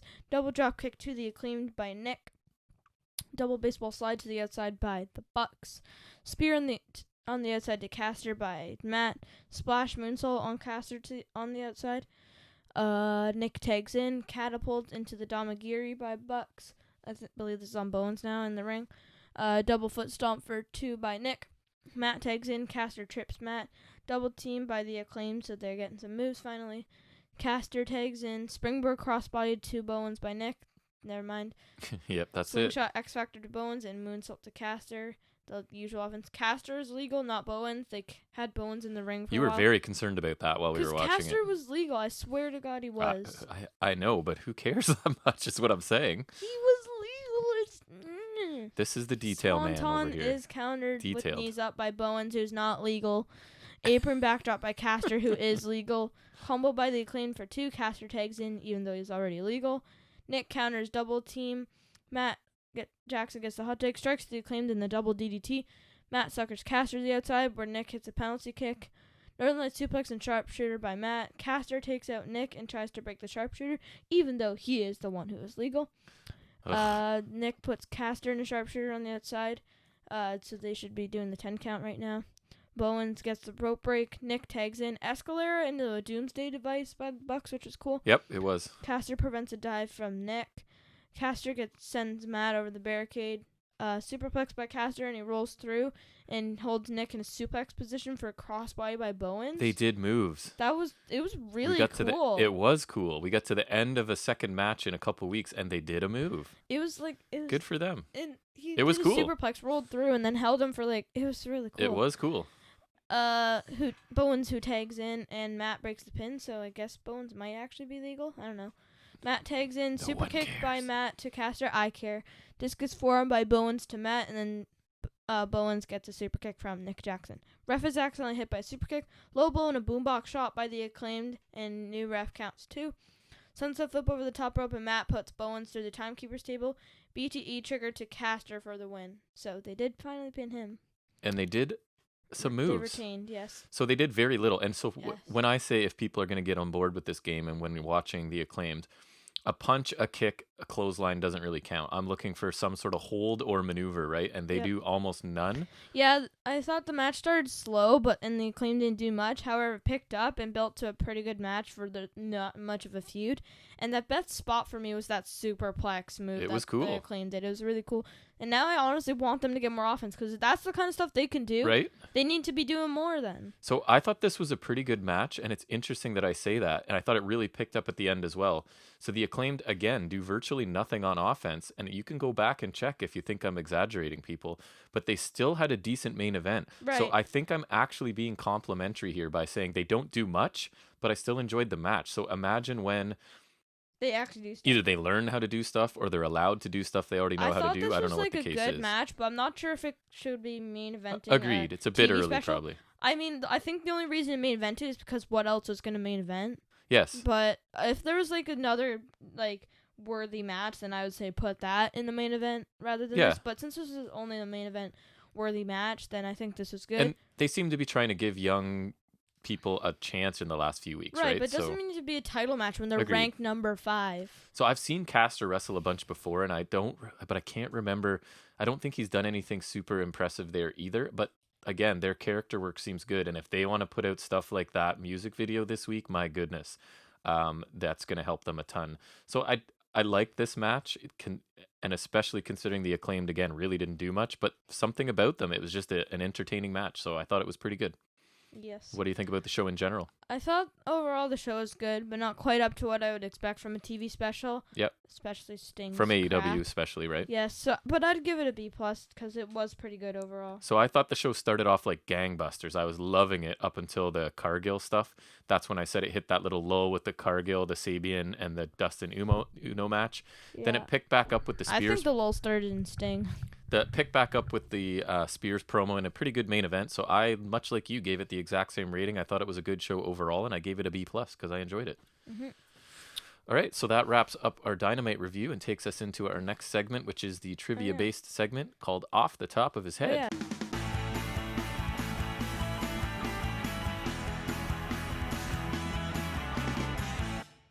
Speaking of trivia, I did receive a Christmas present from my aunt that's like an old WWF trivia game. May come in handy if I'm gonna do this. It looks more like a board game kind of thing, but we should still try it regardless. But if we do this podcast for years, how am I not gonna duplicate things, right? Although we'll never know. Let's be honest. I could just go back to something a year later, or just find something like really, I don't know, niche, like something that we would have never done, like.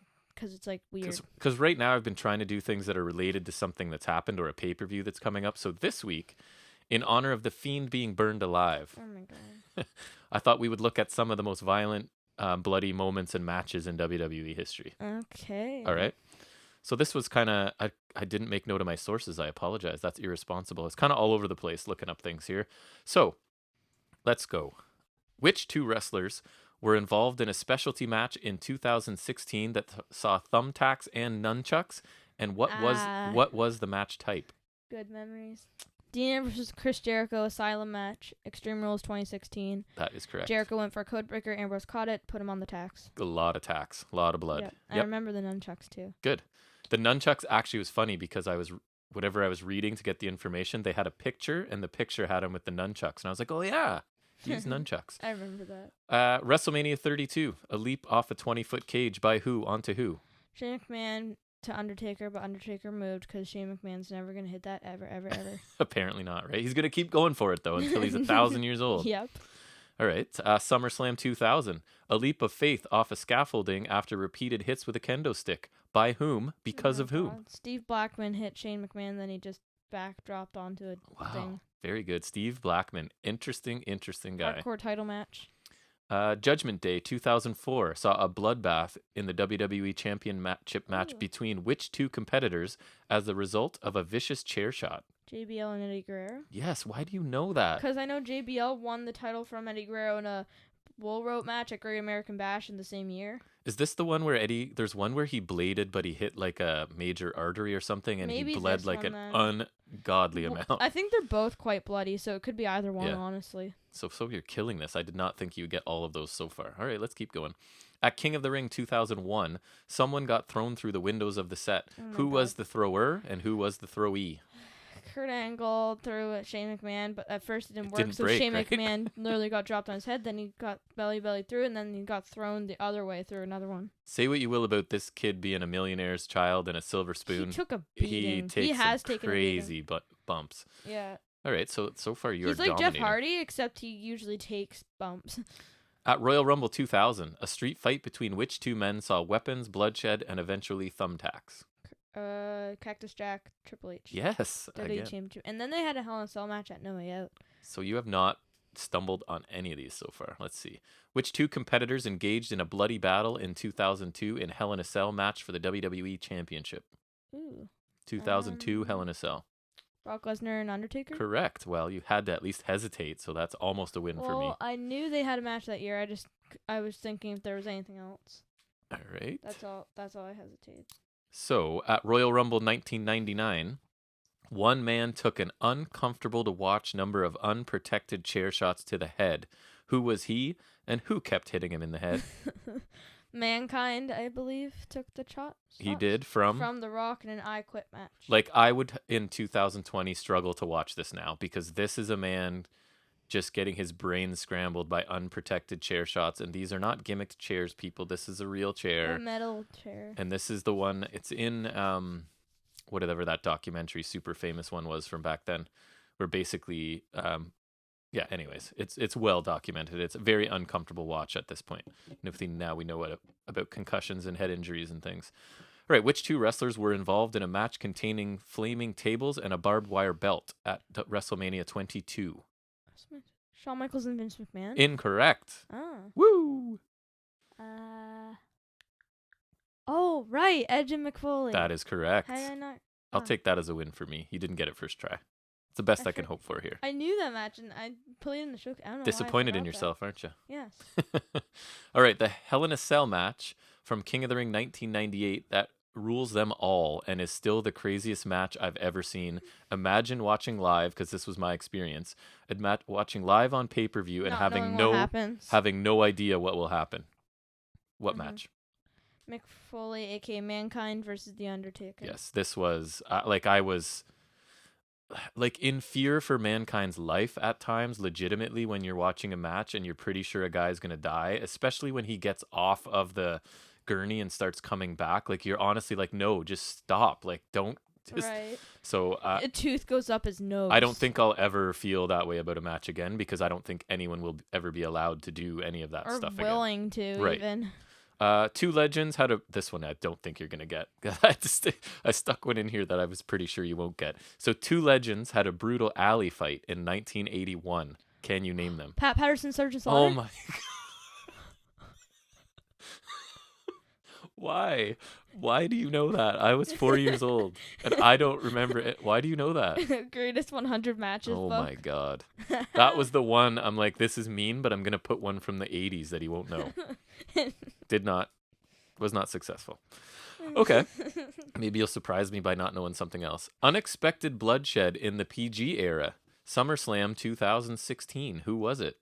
Randy Orton, because Brock Lesnar just kept elbowing him in the like, head. Straight up elbows to the head. I remember seeing that, and I was just like, what the hell are you doing? Clearly Orton had agreed to it. Or I don't know, maybe. I guess not. Maybe Lesnar's one of those guys, like, if he decides to bust you open, what are you going to do about it? Nothing. Right. The guy does whatever he wants. Especially when Orton's that age. So yeah, it was surprising for the PG era for sure. Yeah, I remember. I think Chris Jericho was mad because I think he thought it was like a shoot. It definitely. Well, like it was, but like was. I mean, like unplanned. Right, like whether Orton agreed to it or not, I don't know. Armageddon 2000. Some would say an underrated Hell in a Cell match can be found on this show, in which every competitor bled. So a multi-man match. Name the competitors. Yes. Kurt Angle. Correct. Steve Austin. Yep. Triple H. Yep. Undertaker. Yep. The Rock. Yes. And Rikishi. Correct. Every single one of those guys were bloody fell by off the end the of cell this. into truck bed. Sawdust. Yes, into sawdust. In the truck bed. Into sawdust. That was just parked there full of wood chips or whatever, right? Because Vince McMahon, Vince McMahon wanted to stop the match, right? So obviously he's got to bring a truck with sawdust. Back it right up. Yeah, it was funny. Oh, because he was trying to take the door off the hinges. Of course. To free them, I guess, but then flawless they just battled storytelling. On the roof. Right. NXT. Oh, sorry, I was going to skip one there. No, at No Mercy 2017, this was nasty too. Which wrestler destroyed his mouth on the ring post and bled everywhere? Cesaro, poor Cesaro, and I think Dean catapulted him and he hit his face off. He post. shoved the teeth. It they didn't didn't knock even them get knocked out. They got shoved up into his. Shoved up his. So he had to have surgery to have his teeth pulled back down to where they're supposed to, and he wore a mouth guard forever after that. Oh my God, yeah. Right. It seems like so long ago. That was a nasty. As a person, I don't know why. Maybe it's because I've had so much like orthodontistry done to me. Yeah, because you said you had a chipped tooth. I'm right? a tooth sensitive person, so this one really grossed me out. Yeah. NXT TakeOver New Orleans contained a, quote, violent masterpiece between which former tag team partners? Oh, yeah. Johnny Gargano and Tommaso Ciampa. Correct. That match sanctioned was... match where Johnny Gargano had been fired because he lost an NXT title match to Andrade. I forget on all NXT of this. TV, and then because Ciampa cost him the match after Ciampa returned to NXT TakeOver Philadelphia after Gargano lost your favorite match. That's right. And so this was a match for Gargano's job. That is correct. And he won. Final one. Okay. And I know you know this one because I think we talked about it recently. But anyways, I didn't. It's the last one. Armageddon 2006. A mistake is made and a ladder destroys a wrestler's face. Oh, yes. Whose face is destroyed? We literally talked about this yesterday. And who else was involved in the match? Episode. Yes. So I believe there was London and Kendrick, right? Oh wow! I knew you'd get the injury. I wasn't sure you'd get who else. There's Yes. Hardy Boys. Yes. Was it? I know who it was. Come on, get it wrong. Dan something. I'll never root for you to fail, but I'm rooting for you to fail. Dave Taylor. Oh my God. And who's his partner? I don't know. Was it Finlay? No. Close. Dave Taylor and somebody. Well, Dave Taylor's from England, so guess what they did? Who are they going to partner him with? Drew McIntyre. No. 2006? Well, he could be young. Dave Taylor and... So who got their face destroyed? Joey Mercury. Correct. So it was Eminem against London and Kendrick, the Hardy Boys, and Dave Taylor and... another British person. William Regal. Correct. Yes. Good job. So I would say you crushed that. That was a pretty fun one, actually, eh? Just because I just saw the idea of Bray Wyatt there burning in the ring. I like that it was like a theme, but also there's such a variety. There is, all over the place. Okay, so I would say you did a very good job on that. And that will lead us transitioning into our review of the next Wednesday night show, and that is our NXT review.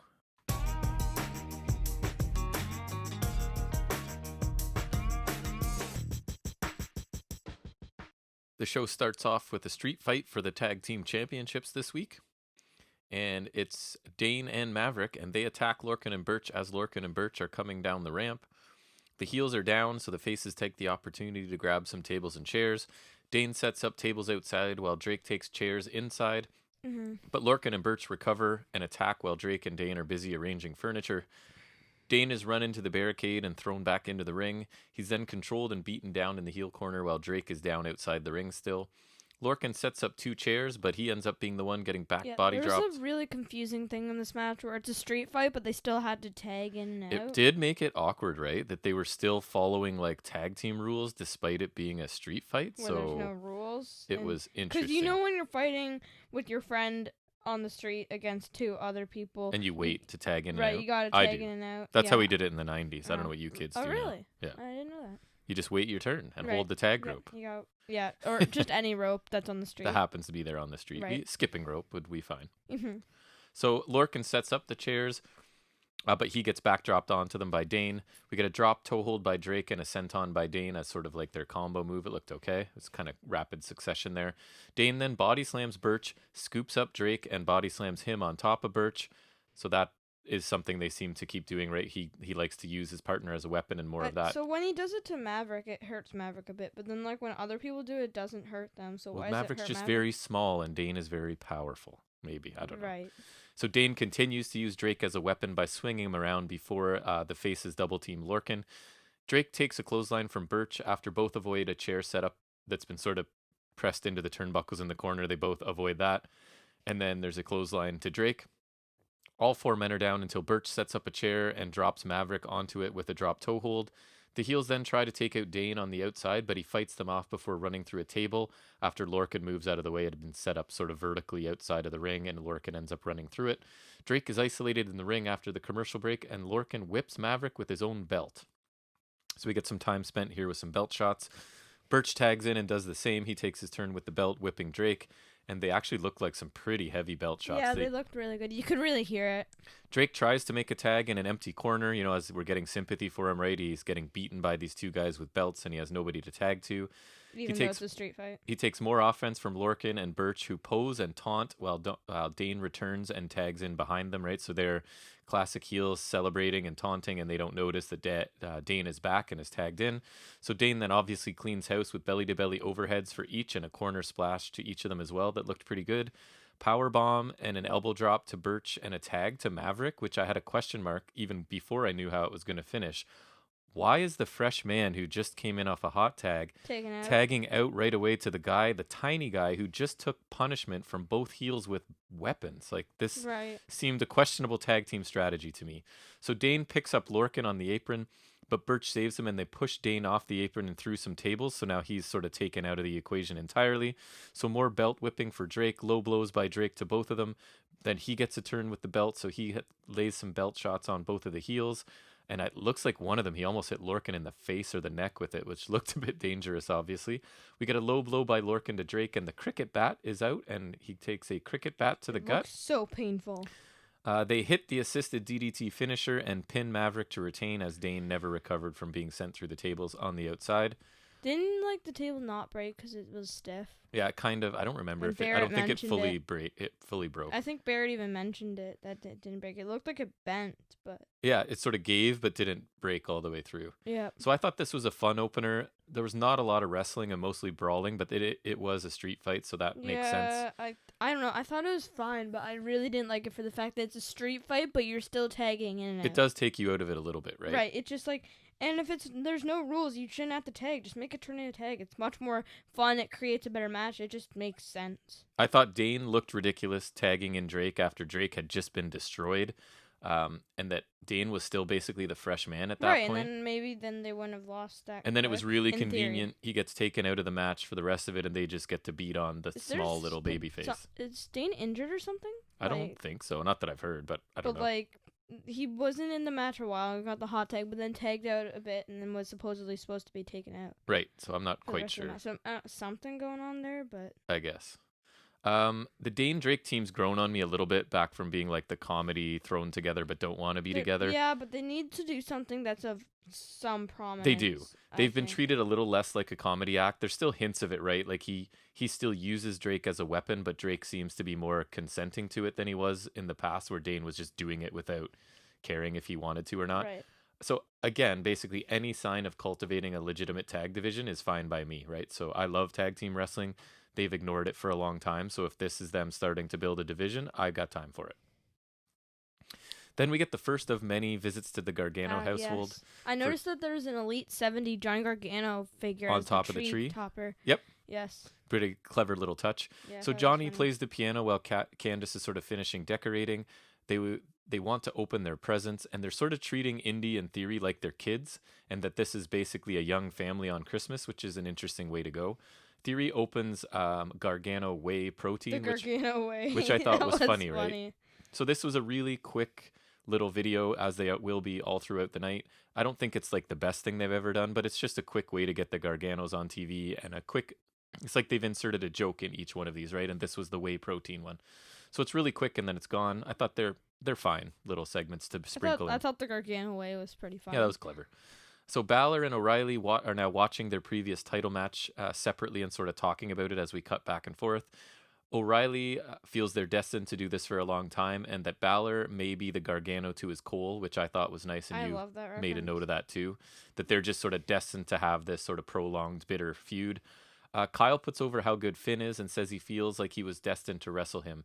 He's angry watching the match back. Kyle says Finn is more confident, saying he pounced on Kyle when he had the chance. Kyle tells us that he gains confidence watching the broken jaw part back over and over again. Finn says people remember that broken jaw, but the fact is Balor won the match and not O'Reilly. Finn says there won't be a trilogy, that he's basically going to end this feud after this match. So I like this. I like the tone of this a lot, right? It felt realistic. It's two guys and it gives it the big fight feel. It does. It's two guys that love wrestling, have dedicated themselves to the same thing. They respect each other, but they still want to beat each other. This is a really simple and effective way to further a feud, right? They're both amazing wrestlers and they want another chance to beat the other guy. And that's really all you need sometimes, right? You don't need anything just like extra. The need to win, right? These are serious wrestlers. They take their job seriously. They respect the other guy, but they need to beat him. Boom, done. I like it. Okay. Backstage. Malcolm Bivens is with Tyler Rust. Bivens puts over Rust's impressive debut with the interviewer. He says he's not a rookie, but a diamond in the rust, and you like that. I thought that was hilarious. You like that one, yeah? So I don't love the name Tyler Rust, but I'm sure I'll get used to it like I do anything else. I don't mind it. It's not terrible, but obviously I didn't know him prior, so. I thought this little bit was simple and short, just enough to remind us of this storyline, but not quite enough to advance it yet, and that's okay, right? It's just like, hey, here's how these guys are connected. Don't forget about him. He's not really on the show. I'm interested to see where this goes. Rust feels like a guy that belongs in NXT, right? He's talented in the ring, maybe lacking a bit of charisma and character so far, and I think that's why it's a smart pairing with Bivens, because Bivens can do the talking for him. He does not lack character at all. One thing I've noticed is there's zero discussion of Rust's break with Thatcher, right? He was basically Thatcher's young boy, and now there's no mention of where that relationship went. But maybe that's because they like Tyler Rust and they saw something a little more prominent for him, but who knows? I just thought that was a quick ending of that relationship. Yeah. With no explanation. I almost think that would have worked too, and Thatcher is also a good mouthpiece, so. He is. But Bivens is also good too, so I think either way, Rust is good. Right, that leads us to an intense cruiserweight battle, right? Jake Atlas versus Isaiah Scott. Yeah. So again, right off the bat, we hear about Atlas's change in attitude. We've been told a million times, but never shown. Never a vignette of him training. Never a brief interview of him explaining anything. It's always just commentary saying, since his new attitude, attitude. Please show us something, people, instead of telling us. Anyways, holds counters reversals to start the match. Atlas slaps Swerve, and Swerve gets mad and takes Atlas out in the corner. Atlas tries to fight back, but gets taken down, and more grappling ensues at this point. A stomp caught by Atlas and turned into a dragon screw. Springboard kick to Swerve on the apron. Back from commercial, and Scott is in control on the mat. Atlas hits a cool code red for 2. I believe that happened on the commercial, and they showed us when we came back. Springboard cutter and a cartwheel DDT countered with a kick, and Atlas lands outside. Pump kick by Scott, and he rolls Atlas back into the ring. Tilt-a-whirl slam and a suplex by Scott for 2. I thought that was a pretty nice combination. Then we get, and there's a bit of a rant in this match, more talk of Kurt Stallion, who NXT fans have never seen. You can't assume people watch 205 Live because they don't. Right, and I only knew him from that Evolve. Right. From Evolve, and like me too. I just heard about him on the Indies, and then also we saw the Evolve 10th anniversary, and then we just happened to we heard about the 205 Live thing, and then we actually wanted to check it out. But not everyone's gonna do that. Right. And you can't build this division by adding people that no one has ever seen with absolutely no introduction or build. Right, and I want to see him on NXT, so put him on NXT. It'd be a little bit different, and I like Stallion too. It'd be a little bit different if they were going to turn these guys loose in the ring, right, and let them have crazy cruiserweight matches they're capable of, but they're not lately. It might work as interesting standalone matches, but lately cruiserweight matches to me don't look any different than any other match. And to be perfectly honest with you, as I thought about this... Which is not what this division's supposed to be, right? Because, in WCW, right, that's not different. What it was, right? Even X Division isn't the same, generally. I mean, sometimes they're similar. Well, yeah, because, that's, the no limit one. But, generally, it is, similar to a cruiserweight division. And as I was thinking about this and typing out this little rant, it occurred to me as well. Most of the main event contenders are technically cruiserweights anyways, right? So Balor, Dunn, O'Reilly, Cole. Every single one of those. Undisputed Era. They would be cruiserweights, right? So I see no point in this division being on this show, especially as the afterthought it is right now. If you want to eventually do something with it, great. But right now, the belt means nothing. The matches aren't special. The size of the guys isn't different than the size of the guys in the main event. So I really don't see a point to this belt. Yeah, because it's not like your WCW or even TNA where you have all these big, slower guys, or even just bigger guys, right? You don't have that here. No, we have small, athletic, and super Karrion workers. Kross and Damian Priest aren't in the main event at the moment, right? So back to the match. Swerve tries for a suplex from the top, but gets kicked and flips out of a poison Rana and lands on his feet. That looked really cool. He's an impressive guy, which is why I'm hoping this heel turn is good for him. Kick exchange, pin reversals. We get a little bit of a heelish kind of back headbutt by Scott. And I don't understand how that's super heelish. Well, I mean, it's kind of a cheap shot, like leaning back with your head, I guess. And then he hits his confidence boost, which I actually forget what it was. Do you remember? Some driver thingy. And he hit the house call earlier. I'm like, that was his finisher. It's now just a signature, I guess. But anyways, the confidence boost was good enough for the win. What did you think of this? I don't know. I thought it was fine. Again, like, the Cruiserweight division doesn't have enough differentiation, so... Not at all. I don't love it. So I thought it was fine. I expected more in a Cruiserweight match, to be honest. I'm hoping for even more heelish behavior from Swerve Scott, but I'm glad he picked up the win here. He has looked better, and Atlas still really hasn't impressed me.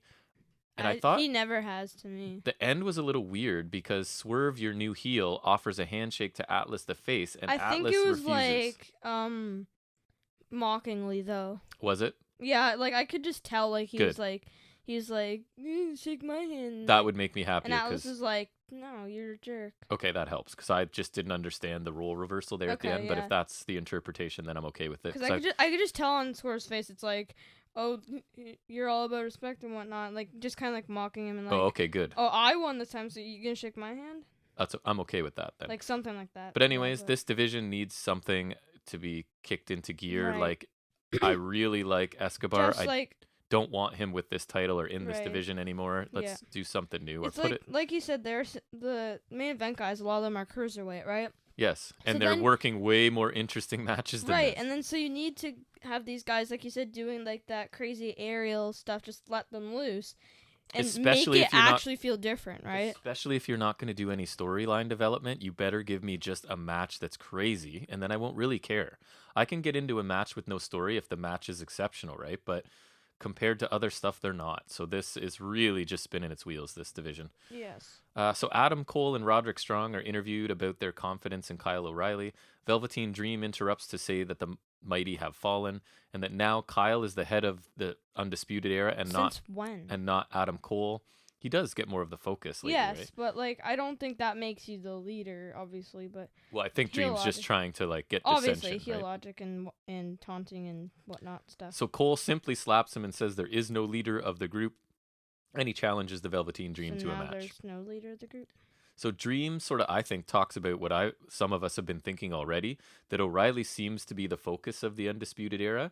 And my hope is that this leads to tension between Cole and O'Reilly, because we all know, man, I don't care if Cole's a babyface, he can't handle not being the leader, right? Just what we know of Adam Cole.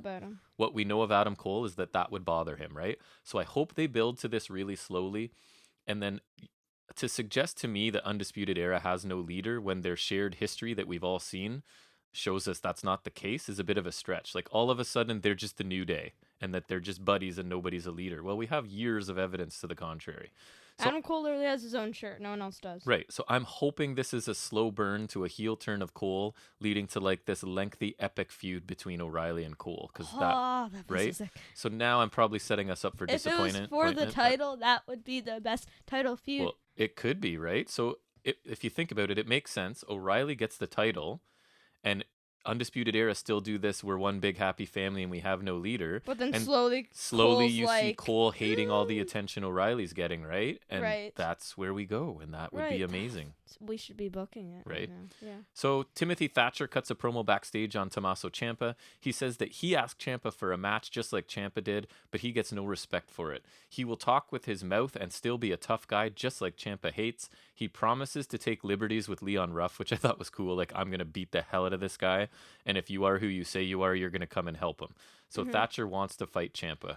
Sorry, just one thing. I think also Balor wouldn't be hurt by the title title loss. I agree. Just because, like, he hasn't been doing a lot in NXT. So. Well, and he beat O'Reilly in the first one, so it would almost set up if you ever want to come back to a giant match later, it would be the rubber match, right? Even, like, Cole, like, almost costing O'Reilly the match, or, like...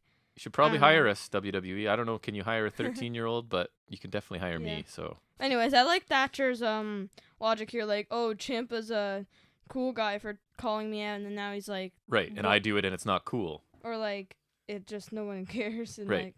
And I like that he's not afraid of Ciampa, right? there's a little bit of a disconnect for me still because he's sort of portraying himself as the guy who talks a lot but can't back it up when we've talked about this enough on this show. But he's saying like, I'll be that guy just to draw you out, kind of, I guess. So I guess maybe his training vignettes count as that too, because he does talk through them, but it's him just hurting people. He does back it up in the ring, like he does that stuff. So I still feel that he's not who Ciampa was talking about when he talked about those types of people, but I like both wrestlers, so I'm okay with this, and if it leads to another match between them, that's fine. I just would like Thatcher to get a big win somewhere so we can get rid of this I win on TV and then lose to somebody else on a pay-per-view. Yes. All right, so we get Rhea Ripley versus Dakota Kai, and for this, Raquel Gonzalez is banned from ringside. And so, sorry, a little bit of a complaint here by me again. We get a Twitter battle explained to us. Welcome to our TV show where you read social media posts that we put on the screen, because that's now TV, I guess. And I'm not ready for this world because, as I've said, I have no social media. So this kind of stuff just makes me groan.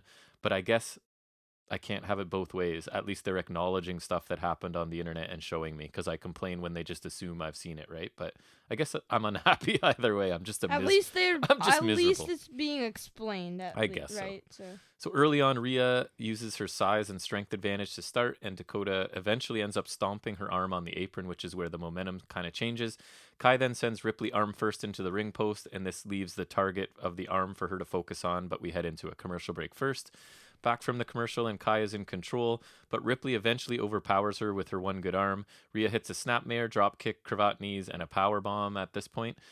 Ripley screams in pain and tries to fix her arm, right? So she does this thing that wrestlers like to do, since that's what a doctor would do, of just reefing and hitting that injured body part until it sort of snaps back into place, I guess. I don't know. But she can't do it, so she's selling this arm.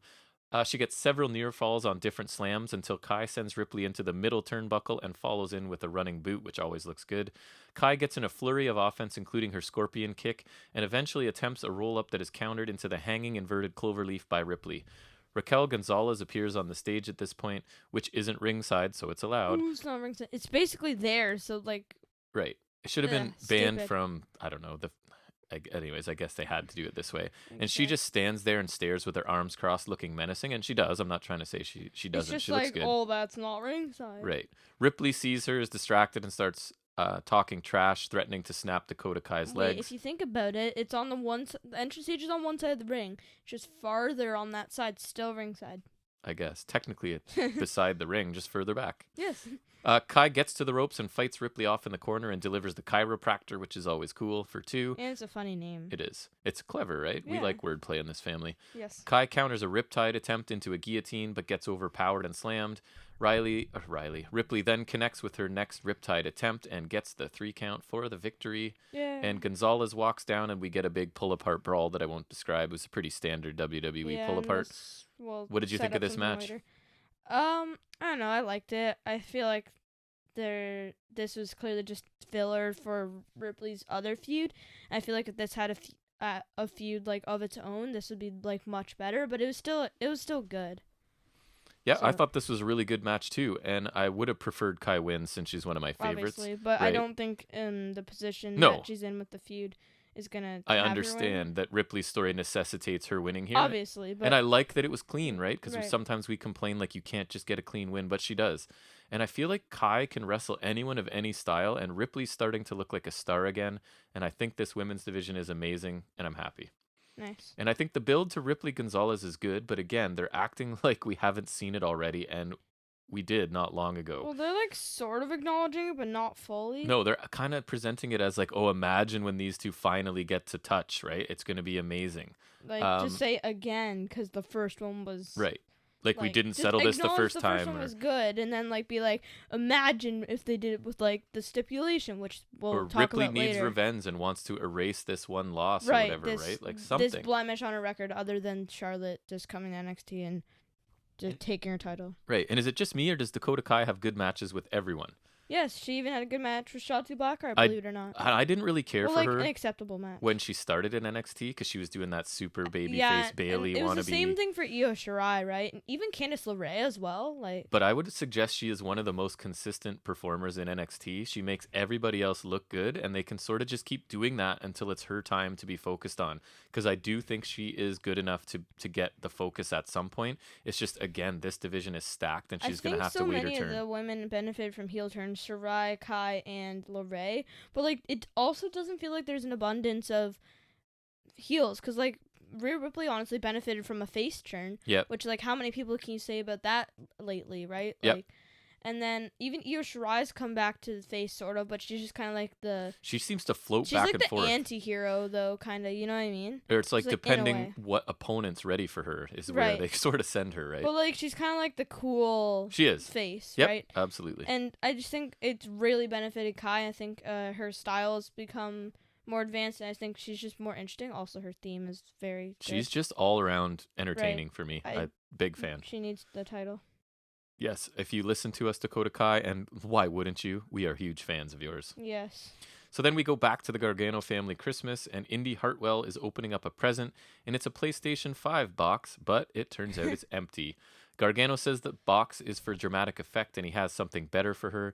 Gargano wants to give Hartwell the family nickname, so he christens her Indy Wrestling. Get it? Yeah. You just got that now? Candice said that they support her Indie Wrestling. Theory ate a cookie, and Indy says the new name is better than a PS5. Okay. Thoughts? I like the name because it is funny wordplay. It is. But given how green she is, it technically doesn't make sense. I guess. There's green people funny. on the Indies, no? I guess. But I mean, she's Johnny Wrestling is Johnny Wrestling because he's good at wrestling. Right. But anyways, but if it there's was funny. This idea that she's their child, right? That Theory and Indy are their children. So I mean, who Indie knows? Wrestling. She could be built up to be a great wrestler. That could happen. So this was okay. I expect a bit more from the Garganos because they're generally very entertaining. I find outside of the ring, they're probably my favorite act consistently in this program. Agreed. It seems like each of the segments this week is just designed to be very brief with one joke in each one. So we got the whey protein in one and Indie Wrestling here. And I said, the whey protein is this funny. just a genius connection? Since now they are functioning as a family, Johnny has just magically earned the power of dad jokes. Right? Oh, yeah. Because now he has 2 children and he's had 2 dad jokes so far. I like it. As a dad who loves a dad joke and likes nothing more than making my children cringe, I like this. Yes, you do love that. I do love that. You do. Yes. So Toni Storm is interviewed backstage by Mackenzie Mitchell, with Storm saying she's going to take the NXT title from Shirai because Shirai can't beat her. She reminds us of the Mae Young tournament results, which I had forgotten. Oh, yeah. Right? I forgot about it because that was lame Io Shirai. This is cool Io Shirai. But it still helps the storyline, and I like the reminder, right? But so I don't remember fair, those Toni things. Storm has not beaten cool Io Shirai yet. That is true. She's beaten dumb Io Shirai. Yeah, the Io Shirai that I was because everyone was saying oh, she's the best wrestler ever, and I was like, she's fine, but I don't get it. She has a good moonsault, but And now you've heard me on this program say I think she might be pound for pound the best wrestler in the world. Do you remember when she did that moonsault with the chair? Yes. After she lost that match? Yes. But that was really cool. She's obviously willing to do anything and is anyways. I mean, War Games is. I love Io Shirai. Everyone knows. Yes. So Xia Li is training again. Boa is being hit in the chest with a kendo stick and kicks from Lee. Lee emerges from that tank of water again. We get close-ups on Lee, Boa, and the leader woman's faces, and it's over. When you say Lee, I just think Keith Lee. So this is still cool, but it needs to start moving forward again to keep me interested. Yeah. They're running the risk of what I would call repetition without progression at this point, right? So I need to get it still looks really cool and I'm still interested, but they got to give me a little something next week or I'm going to start to complain probably. Agreed. Because I like to complain. I'm a miserable old man. You raised me well then. You're the misery levels for a 13-year-old are good. They're off the charts. I am a miserable person. So then we get returning Bronson Reed versus Ashanti Theodonis. Speaking of misery. In a straight-up squash match, clothesline by Reed, corner boot, and strikes by Adonis, and then he's run over by Reed eventually. Senton and the finishing splash for the quick win. Oh, yeah. So I got a new book for Christmas, the new version of the big WWE encyclopedia. Yep. And apparently, I was talking to you about this. Apparently, Reed's signature move is a brain buster. I'm like, it's the tsunami splash, man. That book is incredibly heavy, by the way. Yes. Oh, and I would like to point out another error that I found very annoying. What's that? So it says Braun Strowman, one of his accomplishments is Universal Champion. They have like little kind of almost badge-like looking things. They do. That, and like there's a legend for it. And then also in like they have title records in alphabetical order, obviously. And then it does show his win over Goldberg, but then in his description, which they have for everyone, he doesn't mention his title win. There's a bunch of things like that. Maybe so there's you finding problems in WWE publications again, right? I could start doing it again. Yes, you could. Maybe I will. So I thought this was just a basic... This was a squash match. Squash match, like just to sort of remind us of who Bronson Lee is and what he does. So it Bronson Lee? Sorry, Bronson Reed. It was fine for what it was. Yeah. So then Io is walking backstage and she hears Toni Storm. She demands her music and heads to the ring. She grabs a chair and slides it into the ring. She sits down, grabs a microphone, and calls out Toni Storm. Storm's music hits, but as Io is sitting in the chair, she gets attacked from behind by a returning Mercedes Martinez. So is she affiliated with Toni Storm, or is this just like unrelated? 'Cause, I don't know. Why did Toni Storm's music play? I don't know. In my opinion, that's a good question. It would seem to be that they're in cahoots, maybe, or in my opinion, the music wasn't even necessary because she's already looking at the entranceway. I mean, other than the noise, so then you don't hear Martinez coming, but still. Yeah, well, I guess we're gonna find. It's kind of interesting. We'll find out. So she runs Io into the scaffolding at ringside, and then the barricade, the ring post, and the announce table. So Io is taken out. I'm really glad to see Martinez back. Her attack and destruction of a strong champion is a cool way to reintroduce her and makes her look pretty good. She almost looks Shayna Baszler doing the choke thing and being like, a little bit. And that is kind of, they could be similar, right? So it helps her that Baszler's kind of gone and she can do that role. So Baszler should go back to NXT. She should. Add her to the list. It adds more depth, and I would suggest Bianca Belair too. Oh, yes. It adds more depth to a very strong division, and this, I think, without being a main roster person, this is better than anything Retribution's done since Martinez left, right? Oh, yeah, that's what she was doing. So I think she's probably made a good choice to come back because this was more interesting than Retribution. I forgot already. Right? So then we go back to the Gargano residence. Johnny gives Candice her gift, and it's a crushed wheel from Shotzi's tank. What a gift. And even though Johnny hates wheels, he reminds us, right? He went and rummaged through a scrapyard for hours to find it, and Candice loves it. They pose for a photo, and Theory is eating protein powder dry in the photo. That's funny. So these segments weren't great, but they were super short and They're provided just kind of funny. Just a tiny bit of humor, right? Right, and I think it's just better than like all at once. It was good that they sprinkled it throughout the show. Otherwise, I feel like I wouldn't have liked it as much. I still probably would have liked it. It seems aggressive to call it Christmas with the Garganos, because I mean, if you add those 3 segments up, it was maybe 3 minutes, right? So, but anyways, they wanted to theme the show. I don't blame them for trying. These were entertaining enough for me, I guess. Yep. Then we get Timothy Thatcher versus Leon Ruff. Thatcher is vicious right away, hitting Ruff hard and wrenching back with various submissions, because remember, he told us he was going to take liberties with this kid to try and lure Ciampa out. Ruff briefly gets in some offense, but Thatcher responds with knee lifts, yes. Knee lips. And knees to the lips would work, I guess. And a suplex. After more offense, Thatcher sets up a chair outside for Ciampa, as he has been doing in recent weeks. Ruff rolls him up for 2 when he returns and fires off drop kicks.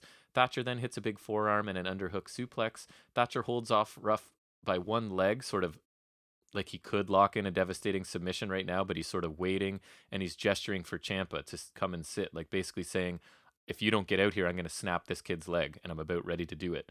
But of course, in that little time that Thatcher takes, not focusing on Ruff, Ruff counters an inside cradle for the upset win. Thatcher then attacks Ruff after the match, but Ciampa shows up now, hits a Willow's Bell really quickly, and announces that he'll see him in the Fight Pit. Fight Pit! Whoop, whoop.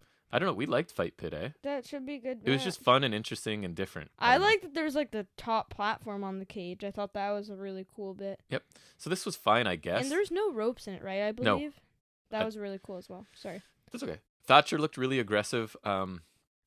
He doesn't seem the type to make a sloppy mistake like this to me. I think maybe you could almost see it as he's obsessed with Ciampa, though. Obsessed with getting his win back. So he back. lost his focus for a second. Right, like, I think it's almost not that he was being careless, but he's just like, he needs to get this win back, and he needs Ciampa out here to be like, see, I just destroyed this guy, you're next. That's pretty fair. You know what I mean? So he had that little moment there where he could have killed him, and he paused, and it cost him because he's too focused on Ciampa. That makes sense, I guess. Mm-hmm. So Ruff is still doing, obviously, he's underdog who can sneak out a win when opportunity arises. Which I don't mind him as that either. for now. And, like, he was decent. I think the North American title win at least gave him something. And then maybe, I think he could be decent in the Cruiserweight division if he meets the weight limit. Yeah, I have no, oh my God, he's so under the weight limit. Oh, he'd have to, I guess. Leon He's like Ruff. the Riho of NXT. Like, yes. So I think there's a spot for him too, right? And this like 1, 2, 3 kid that just sneaks upsets all the time. Oh yeah, that's what he's like. That's not a bad good gimmick. Analogy. It is. So Damian Priest cuts a promo talking about his New Year's Evil match against Karrion Kross in 2 weeks. Yeah, and they make it official here as well. Yep. Priest did not appreciate the attack from behind, and he says that he will punk Kross out in front of the world. I doubt it, but I appreciate the effort. I like you, Priest, but I don't believe in you in this match at all. I feel like this is almost a signal that Priest is gone. Because they're really suddenly stopping his build. And I know, he was doing so good. You're going to have him lose to Karrion Kross, obviously. And then I feel like this is the setup of, okay, you can lose because you're on the way out. This is his call-up match. Right? We'll see. Because, Priest looks like a main roster dude, right? He's somebody they would be interested in. Right. And which they can bring him up. And I fear for him. Yeah, they'll waste him and kill him, and that's fine. Next, we get a video with Dexter Lumis drawing a picture of Rhea Ripley versus Raquel Gonzalez with the New Year's Evil logo while writing Last Woman Standing on it. Which I think is a good stipulation actually for this. So it is. It adds something different to it, which is always good. And Lumis is the host of this show. So is this how he's gonna do things while he hosts? So it bothered me a little bit, right? So he's being a shill for the company, and it doesn't fit with the character as we know it, right? So I'm not a huge fan of these. So are they trying to say he's like in the meetings where they determine the match stipulations? Is he an artist for hire? But he's also revealing to us the match stipulation, right? So he knows this before anybody else does. So they're just like, hey Dexter, what do you think the match type should be? Say nothing if you think Last Woman Standing. Right? So what is he, Triple H's confidant? And so he reveals stuff to us. Triple H just says things and he assumes Lumis is agreeing with him. It just doesn't make sense to me. I see no benefit to this other than showcasing Lumis's artistic ability, which is great. But I think I don't have one off the top of my head, but there could be a way to do that that's more consistent with this character, because he's this like silent stalker. Like I know he's a babyface, but it's a very creepy loose term, I guess. Yeah, and the fact like that he's now like the host for a year and he's revealing match stipulations, I don't know. There's a disconnect there for me. I don't love it, to be honest. Me neither. Tyler Rust with Malcolm Bivens versus Arya Daivari here. Arya Daivari, former. Oh wait, never mind. So again, no mention of Thatcher and Rust relationship at all. Rust is in control on Daivari's arm to start. We get a spinning arm hold and a release by Rust. Bivens talks up Rust at the commentary table. He sort of wanders over to the commentary table and just sort of puts over Rust really quickly. Mm-hmm. Doesn't actually get on commentary or anything. You just sort of hear him saying this. We get a corner escape and a head kick by Daivari. Neck breaker in the ropes by Daivari. Daivari talks trash and gets caught in a triangle and has to get to the ropes to get it released. Kicks by Rust to the injured shoulder. Uppercut, head kick, snapmare, flip, crazy move. I don't know what to call it that Rust does. That's really cool. Thingy. Snapmare flip driver. Snapmare front flip driver. And then he transitions it really nicely into a nasty looking finisher. I didn't even know what it was called. Where he traps both arms behind the opponent's back and like wrenches on them. So NXT, you gotta name that snapmare flip move. You gotta name this finisher. You gotta name Trevor Lee's thingy. Yeah, sorry, Cameron Grimes' signature. I know, that's how I know him from back in the day. So I'm glad to see Rust getting some attention, and he looked good here as like this was sort of like you're a limb targeter submission specialist. And I almost would have rather, instead of a squash match, him have another match with someone like Ciampa. Just like another match against like maybe not someone as good as Ciampa, but he's got to win, right? So who's he gonna beat? Yeah, I know, but maybe like someone against a credible opponent who he could beat, like Kushida.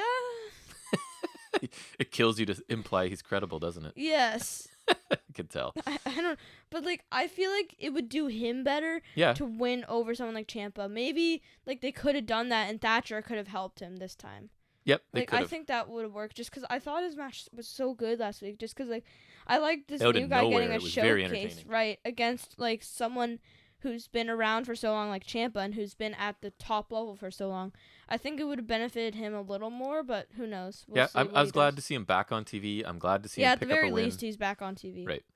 So backstage, Leon Ruff says that he just got a North American title rematch for next week after talking to Regal. The curse is real, referring to the Gargano curse, and he'll become North American champion again next week. I hope not, but...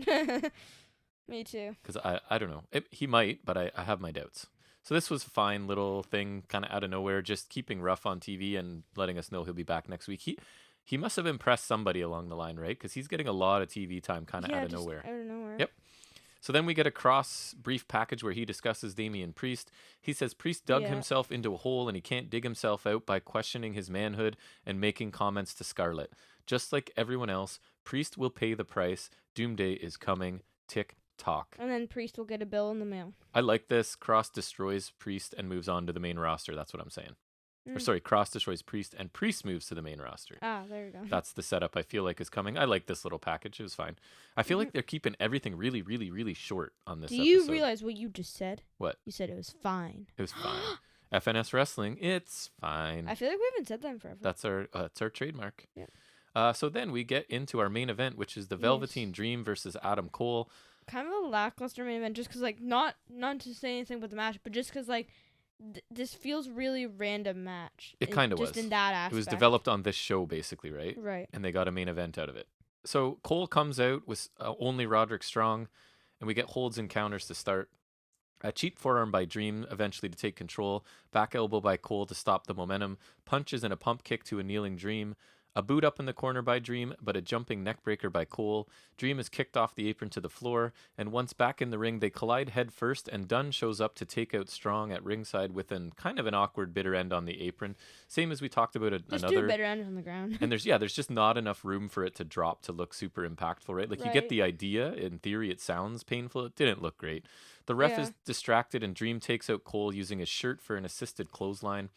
We come back from a commercial and Dream slams Cole and climbs the ropes. He misses his elbow drop and both of the men are down now. Strike exchange and a clothesline and a back elbow by Cole. Ushi-Goroshi by Cole for 2, which I love every time. That's fun to say. Insigiri and a German suplex by Cole for 2. Cole gets dropped neck first on the top rope and then a neck breaker by Dream for 2. Big right hands by Dream in the corner and a back elbow. Super kick to Dream's knee. Attempted figure 4, but Dream pushes Cole to the floor. Dream off the top to the floor, but gets caught with a super kick to the stomach, which even Barrett says that Cole looked like to be going for the kick to the head, but sort of missed it, and Dream has to sell this kick to the stomach, which would still hurt. I just don't think it was the intention.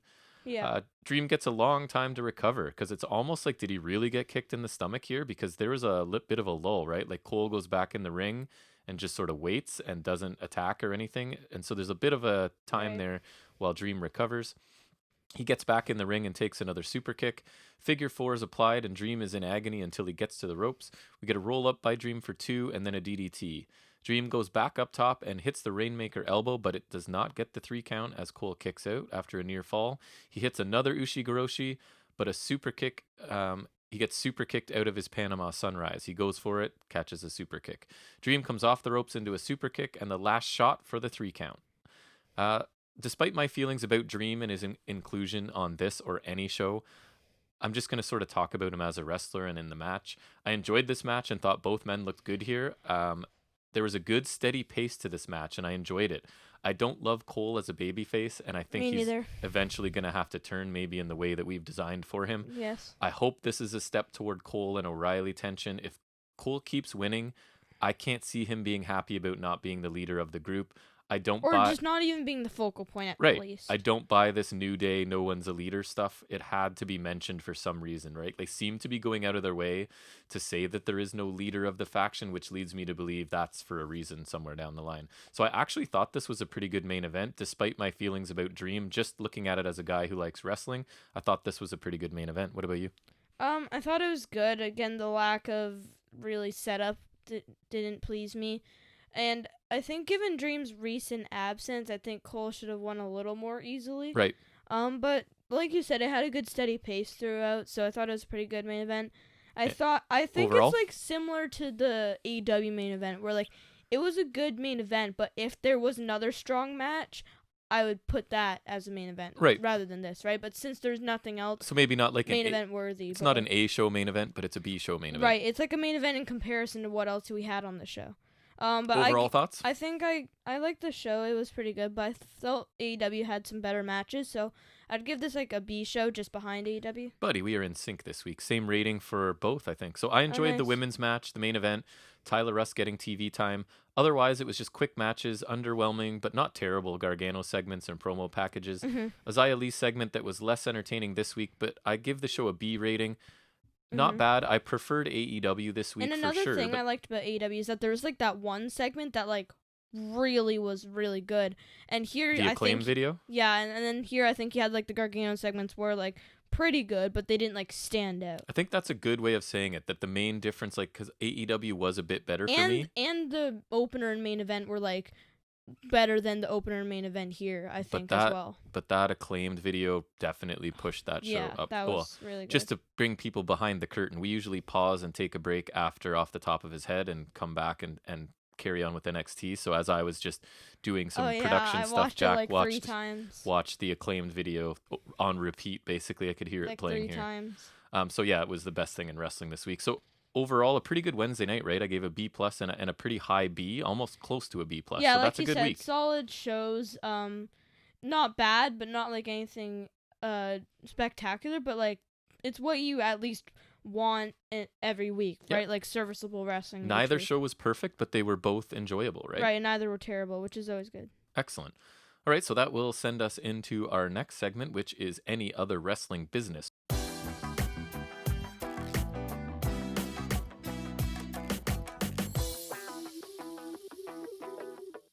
Where we talk about anything we want from the world of wrestling.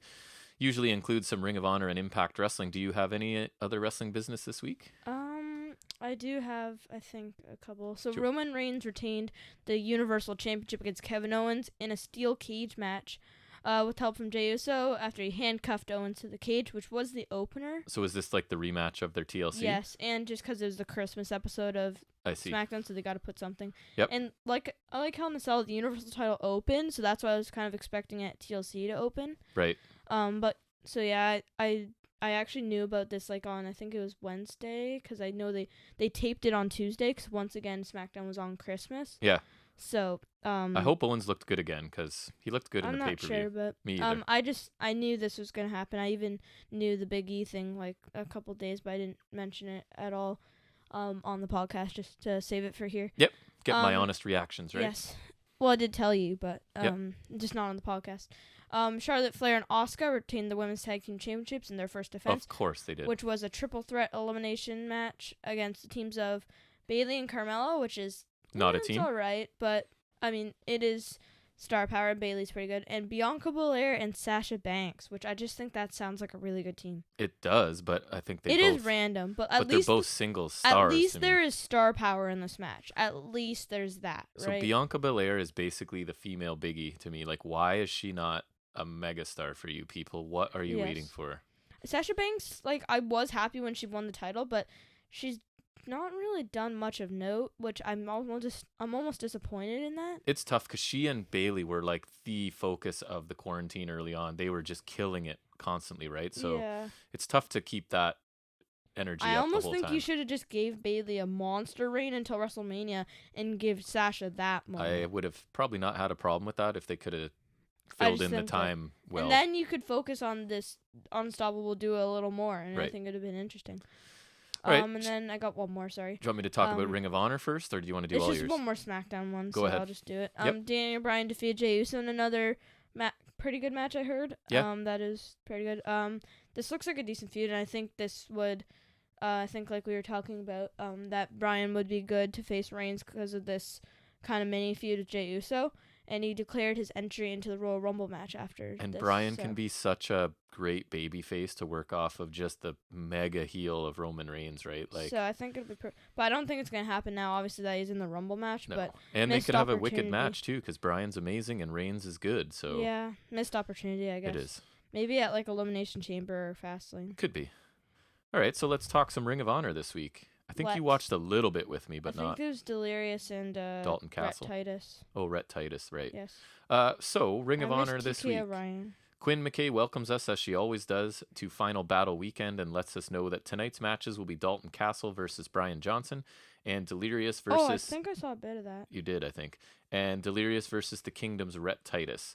So right away, we get a little interview or a little package from Dalton Castle. So he tells us that he calls Brian a rude little toad. And since Brian threw a drink in his face backstage after Dalton's loss to Brody King, he's been annoyed with him. So if this was on the street, Castle would have a sock full of batteries with Johnson's name on it. Castle's this kind of quirky, weird. I enjoy his character. He thinks Brian has all the right tools, but his biggest weakness is what's going on in his head. PJ Black could control him because they're usually together, Brian and PJ Black. But since PJ isn't around, it's not good. Basically, nobody's there to rein in Brian Johnson, and he's just crazy. So Johnson has made the biggest mistake of his life.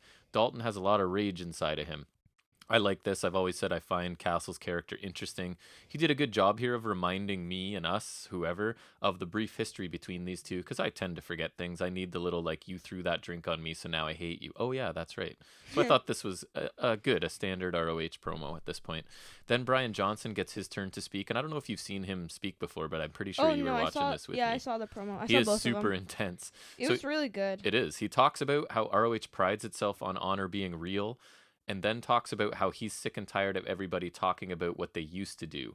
Dalton Castle was wrong when he interrupted him, which started this feud, and he should be talking about Brian Johnson instead of all this stuff Dalton Castle has done.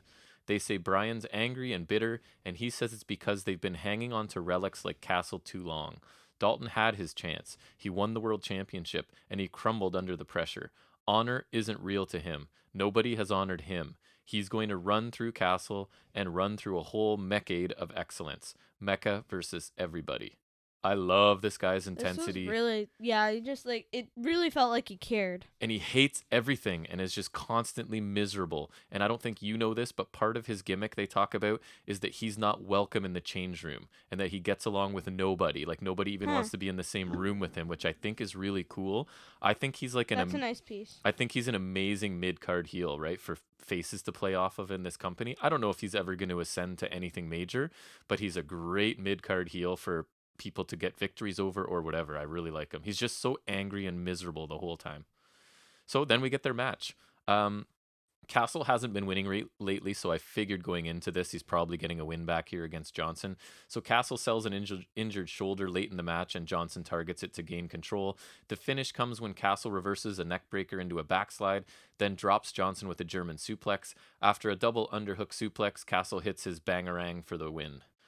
It's a good enough match, nothing special. I enjoy the very different characters of each of these guys. You've got the kind of quirky, silly, maybe doesn't take everything seriously Dalton Castle against a guy who takes everything far too seriously, and Brian Johnson, so that was cool.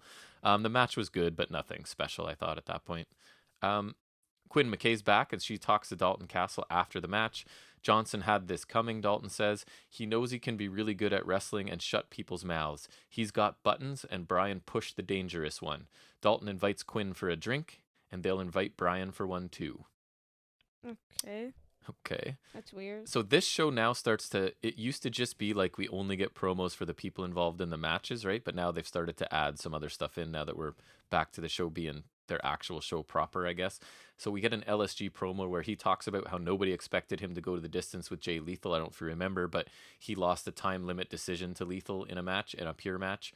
He knows for a fact that he would have tapped Jay out had that match gone 1 minute longer. Kenny King is one of the cornerstones of ROH, and if he has to go through Kenny to make a name for himself, he will. Kenny will lose to LSG. Straightforward, solid promo in that now, what I would consider now standard ROH style. Realistic, like it's a person against another person, and he wants to win, and here's why I don't like this guy, and it works for me pretty much every time. Then it's Kenny King's turn, obviously. He talks about his recent loss to Shane Taylor and how it doesn't change anything. However, he does need to prove himself to his fellow stablemates, Rush and Dragon Lee. LSG. What stable's that? I forget what are they Ingubernables? I believe. And then there's the Japan one, yes. Right? LSG has a lot of Naito, yes. Isn't that? LSG has a lot of potential, and he has hung with Jay Lethal. Just hanging with somebody isn't going to get you anywhere in ROH. He's everything that LSG could hope to be. He's going to treat LSG like the snot on the bottom of his shoe, which begs the question, why do you have snot on the bottom of your shoe? Like, I think the normal phrase is like the dog crap on the bottom of your shoe, which makes sense because people snap. But when's the last time you stepped in snot? So that sort of killed me, Kenny King. But anyways, he sneezed and then there's just a booger on the ground. I did like how he sincerely seemed to put Shane Taylor over, because I really like Shane Taylor at the beginning of this promo. It was solid overall, but Kenny King's not my favorite, only because I've known about him for so long, and I'm sort of treating this ROH as my chance to get to know wrestlers I don't really know, and Kenny King I definitely do. But anyways, Rhett Titus promo time. This is not his forte, but I thought he did as good a job as he can. I find him not a very good interview or speaker, but he can't remember what life was like before ROH. His entire life has revolved around this company. Anything else had to be put on hold because ROH came first. He's had a lot of ups and downs, has become more of a man, and has a lot more to offer. The foundation wants to reward him for his hard work. They are going to restore honor and preserve the history of ROH, and he's going to start with his own personal history. So this is nice. Now it transitions into where his history with Delirious is, right? So Delirious, according to him, was the first person to bloody and scar him up when he got to ROH. They started off friendly. A girl got in the way. I'm not sure of that storyline exactly, but they flashed the sort of pictures of it. Things got heated, and Rhett is 0-4 against Delirious in singles matches. This is a pure rules match. Delirious can't bloody him up here. I thought he only lost like twice. Wow. No, he's been developing counters to the Cobra stretch. He has a drop kick ready for Delirious because that is his finisher. He's known as having this unbelievable drop kick. He wanted this match to relive his own personal history and close this chapter once and for all. So it sort of tells us the story of this is a longtime veteran who's been overlooked for too long, and this is one of the first guys when he got here that sort of took liberties with him, and he wants to avenge that, which is all a great message, and he did an okay job delivering it here. It was a bit long, and he sounded a little awkward at parts, but I think for him, because I really don't think he's a good promo, this sounded pretty sincere and was good overall. So then we get Delirious.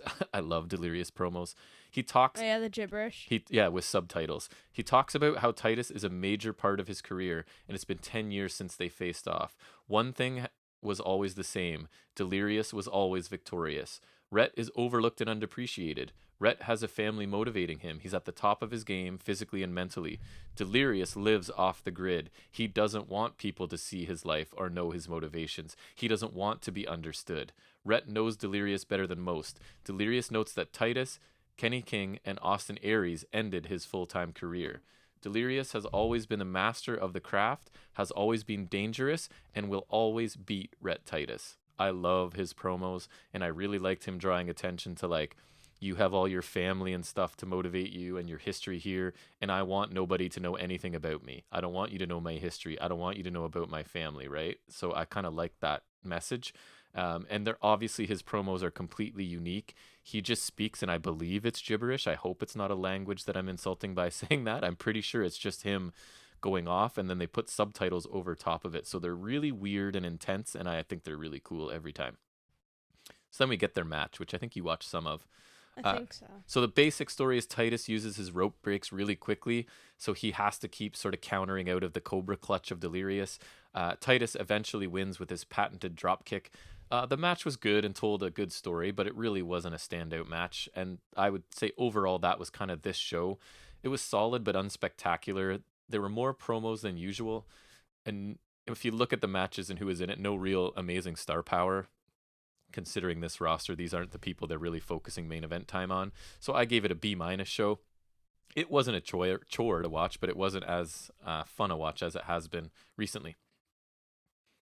And I don't know what you thought. You saw a little bit of it. But... I just remember Rhett Titus' entrance. And Brian Johnson's angry promos. Oh, yes.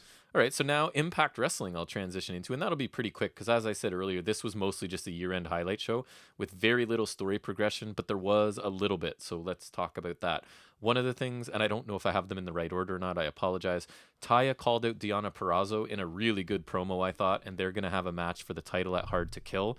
So again, both of these women are awesome. I look forward to that match. It's a really quick, out-of-the-blue build, but whatever, Impact Wrestling, I just need good matches, so go for it. Chris Bay, Rohit, and Manik will now wrestle for the X Division Championship at Hard to Kill. Bay admitted to sort of finessing Rohit into this title picture, and Rohit is mad about it, right? So I don't know. Chris Bay coming back to the X division isn't ideal for me. I do want him in the main event, but the main event is clearly busy and nobody's going to be touching Kenny Omega. So if we need to preserve Chris Bay by backing him up a little bit to re-release him in the future, I'm okay with it, I guess. This is where it got kind of weird. Ethan Page, who we now know is done with Impact Wrestling, but they still have stuff they've already produced, obviously. So he's on the phone with Josh Alexander to celebrate they won Tag Team of the Year again, because this is like an award show as well, I guess. He is sincere and apologetic, basically apologizing for everything he's done. Then we cut to Josh Alexander, who says this is great news, basically, and he hangs up. And then he decides, it's kind of awkward, he decides to call Page back because he thinks maybe we can just talk this out and everything's going to be back to normal. So he calls Page back, and we see it's the Karate Man's hand reaching for the phone rather than Ethan Page. And then it cuts back to Alexander, who's disgusted because obviously it's Karate Man on the phone, and this whole sincere apology by Ethan Page was meaningless because he's still doing this Karate Man gimmick. So I don't know where this is going. It was kind of strange, but we'll see. So it was like they're back together and then they're not back together, all in like a 2-minute package. And this made me laugh. As one of their highlights of the year, because they were showing some of their highlight matches, they chose to put at this point the match between Moose and EC3. And I don't know who's deciding what was matches of the year and stuff, but this was not one of them. This was, if you put together a worst of the year, this would be on there for me. I could not stand. Remember this match with the music and the smacking of the ring apron by the it was one. And it was a Cinematch, and it was brutal. That was awful. So anyways, this was one of the highlights they chose to show that I did not watch.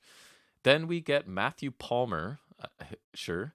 He challenges Moose to a 3-minute survival match. So he was the security guard that Moose ragdolled last week, and called them indie wrestlers. And this guy is basically like, yes, I am an indie wrestler, and that's why I wasn't good at working security. And you said that none of us could last 3 minutes with you, and I think I can. So that's where they're going with this, that this guy's probably just going to get murdered for 3 minutes by Moose in an upcoming show. Nice. And then we get AC Romero visits Larry in jail, and Larry insists he was set up. Here, you know how you broke the Legally Blind thing with Crazy Steve to me? Now they're using it in a story. So since it was dark when Bravo was shot, they need someone with great hearing to sort of tell them what was done. And who would have better hearing than a blind guy? So they're going to look for Crazy Steve. But how would he... Because you know when you're blind, your other senses are heightened. So if there was any sort of... How would he know, like... What he heard? I don't know. This is their hope, that he heard something somebody else wouldn't because he's blind, and that'll be helpful to them. Riveting story, right? Yeah. We get a holiday commercial from Tony Khan and Tony Schiavone for AEW. Khan plays the arrogant jerk here again, talking about all the things in Nashville he owns. He says he just heard about the 6-man tag team match at Hard to Kill with Omega and the Good Brothers. He says he has the power to stop it through an injunction or many other things, but if Impact wants it, they got it. They hype the card for AEW Holiday Bash tomorrow and say that if Impact wants to send people, they're welcome to. Tony teases signing some Impact tag teams away and says Impact is welcome to have Omega at Hard to Kill, and he expects to see Omega's hand raised high. So I thought this was another like them still. another kind of Tony Khan's, the way he dresses. No, I mean Schiavone. The way Khan dresses is interesting to me. Sorry, what were you saying about Schiavone? I was saying he still don't like them. Right. No, Schiavone's playing like the jerky, like he's straight up putting down Impact Wrestling, where Khan's kind of been like sarcastic like and smart alecky about it. Almost like, but like not totally disowning them or whatever. So we're talking about, I find it's interesting that Impact is comfortable playing this like, you're clearly the secondary show in this storyline, where we're sort of blurring the lines between the two shows. One is the successful, really good show, and you're like the afterthought. And that Impact's okay with this, it seems like, right? They're just like, whatever, get us some extra attention. Right? And it's accurate portrayal, and I don't mind it at all. As someone who likes both shows and watches both shows, one show is definitely a better show than the other and focused. So, yeah, it's at least an accurate portrayal. Yeah. So I'm not going to grade this show because I skipped all the matches and recaps and only watched the promo segments. But those seem to be the only things that were advancing storylines that I noticed. So we'll leave it at that. Other things I wanted to do was revisit our TLC predictions from last week. Uh-huh. I won. I don't care. So we both picked Hurt Business and we're correct. We both picked Jackson Baszler and we're wrong. We both picked The Fiend and we're wrong. We both picked Sasha Banks and we're right. I won because I took Drew McIntyre and you did not. And then we both picked Roman Reigns, which was right. I didn't even pick AJ Styles because I thought he would win. I just picked because it would be more interesting if he did win.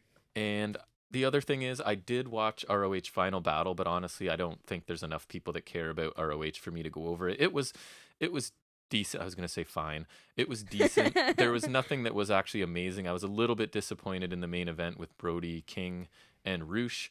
But yeah, everything was all right. There was nothing like amazing and nothing terrible. So I wouldn't recommend checking it out unless you're a hardcore wrestling fan or ROH fan or something. I did watch it, but I don't think it warrants me talking about it. All right, so Wasn't it on a Friday? I still have my random game. Yeah, it was on a Friday that I haven't done. I've been pushing it for weeks. Should I do it today? Sure. Okay, so another podcast did a similar thing. I'm disappointed. But I honestly, if you check, I've been talking about it for weeks before they did it. They did it a little differently. So this was based on a couple things. Well, mostly just the whole WWE hates Cameo. And Impact Wrestling seems to embrace Cameo and advertise it on their show, right? So we're going to play a little bit of Guess Their Cameo Fee. So your options are under $30, which is pretty cheap, okay? $30 to $75, so 31, I guess, to $75, and over $75. So low, under 30, medium, 31 to 75, high, over 75. Do you know? Yep. I Okay, tell you so the I'm just talent, guessing. and you tell me what you Okay. think if they're high, medium, or low.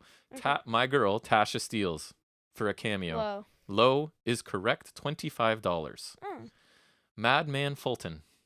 low. Low is correct, $25. Mick Foley. High.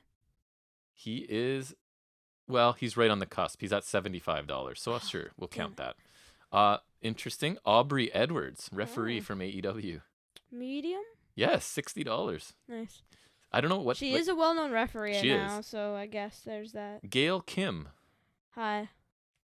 No, she is also in the middle, $60. Oh, really? I thought she'd be higher because she's a legend. Tennille Dashwood. Medium. Yes, $40, right in the medium range. Nice. Lillian Garcia. Ooh, medium. She is, well, $75, so right at the end of medium. So yeah, I Right. did say to 75, so you're right. 76 would be high. Yeah.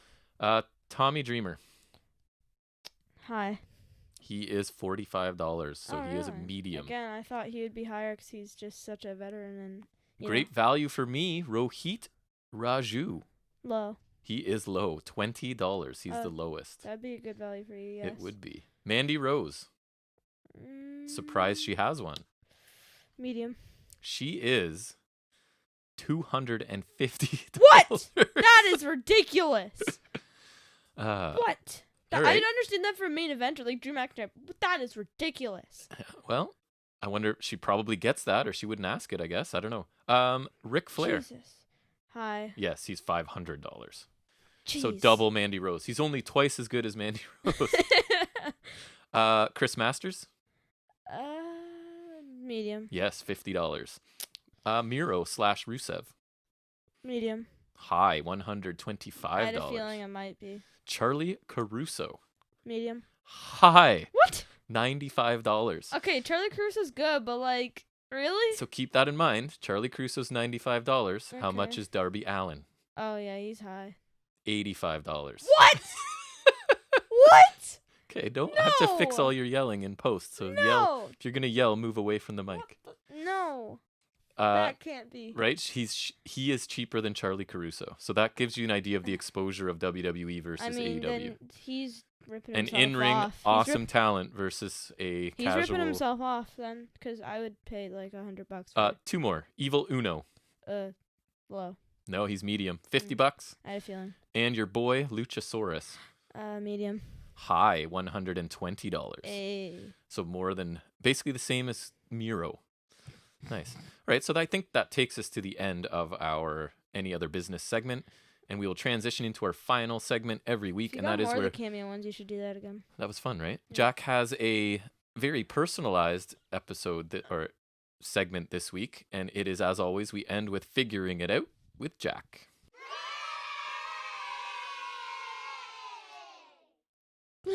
Yes, I got Christmas stuff, so so this is focused on yes. the gear you got yesterday, correct? Yes. And maybe will be hopefully getting with the money that you're spending. Okay, go ahead. So I'm currently holding my Matt Riddle that I got, Elite 78. I got the ringside exclusive Firefly Funhouse Bray Wyatt, which comes with all the puppets and stuff. So that's nice. And so now I got him and the Fiend, so that's nice. It's really weird because they use like a fatter Bobby type for the Fiend, but not for the Funhouse Bray. But anyways, and the cardboard thing you get in the packaging, actually you can fold it out into a Firefly Funhouse with a door cutout and a window cutout and the cutout above the box for Mercy the Buzzard and then above the TV for Rambling Rabbit, and then you also get the Vince McMahon puppet as well. So that's pretty cool. And then I also got Elite 80 Kyle O'Reilly, the normal version, which I've also got here with me, the camo War Games attire, which is very nice. And then I also got Battle Pack 65 Hardy Boys, which comes with 2 crutches. So now I have 5 crutches because I also got 2 crutches in the ringside exclusive wheelchair playset, which has wheelchair, the crutches, and then a neck brace. And I got casket playset, which is much bigger than I thought. And Ringside really needs to sponsor this show. Let's go. And the quality's really good. It's got like metal hinges, and it's like really big. Like, because it has to fit figure, obviously, but I just still wasn't expecting it to be that big. And I also got the ringside exclusive AEW Authentic Scale Ring with the Kenny Omega figure. You did. Which is sitting in the basement. It's pretty cool. Room across from us, I guess. Well, not room, but area, I guess. Yep. And then I'd like to announce that I did make my first order. Well, my mom ordered it, but then she'll just take the money out of my account. I bought it, is my point. Bought it with your own money. Yes, so I'm going to get late February because of the one figure. So Walter ringside exclusive is late February, so that's holding it back. And so I'm going to get Walter. And then I'm going to get the Lucha Bros AEW Unrivaled 2.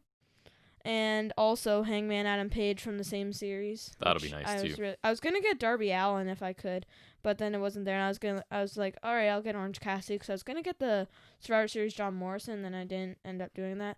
And then I was like, wait, they have Hangman. I'll get him instead of Orange Cassidy. Absolutely. And I did that, and I also got 2 of the Ultimate Ladder and Table playsets. Nice. So it's basically a TLC playset because it does have 2 chairs. Right. I got the black one, so now I'll have 4 black tables, so then I can do that stacking thingy. So you had a pretty good Christmas, I guess. Yes. Wrestling figure-wise. Yes. Good. Anything else? Nope. Wow, that was a quick figuring it out. Yeah, because I didn't have any, news. Pretty standard length show for us, though. We're coming up to 2.5 hours. Yes. Well, I guess that brings us to the end of this week's show, and we're hoping you're all having a great, safe, happy holiday with as many people as you're allowed to safely gather with. For us, that's been nobody, but that's okay. So we anyways, are doing gift drop-off tomorrow. So. And again, just to remind you, we do plan on doing a best of 2020 that will be coming up shortly. Don't know when. Either at the end of our break or end of January or something. Look for it in January at some point. And obviously, we'll be back here every Saturday to do our weekly show, our weekly flagship show. We might have time for more of it, to work on it because we are doing virtual learning. Yes, we are not going back to school. So it depends on honestly how much we have to work on the year end, but we'll definitely keep you up to date on when that's coming. Yes, and obviously you can find our podcast now at even more places. I think we've now added in Stitcher and I can't even remember a name of a couple others, but basically if they carry podcasts, we're probably on there, right? So yeah, I think it's Overcast, iHeart Radio, TuneIn, Spotify, Google Podcasts, iTunes, Podbean, YouTube. And actually, we have to stop saying iTunes. I just realized that it's now Apple Podcasts. Apple Podcasts. I had to fix that on our iTunes, Apple Podcasts. Yes. Whatever. Pretty much everywhere. Stitcher was the main one I added because it's a pretty big platform. So we're now should be on Stitcher anyways. But thanks to all of you for joining us and spending a bit of time on your holidays with us. Thank you. And we will see you back here next Saturday, probably around a very similar time for some very similar content. So until then, have a great week and we'll see you soon.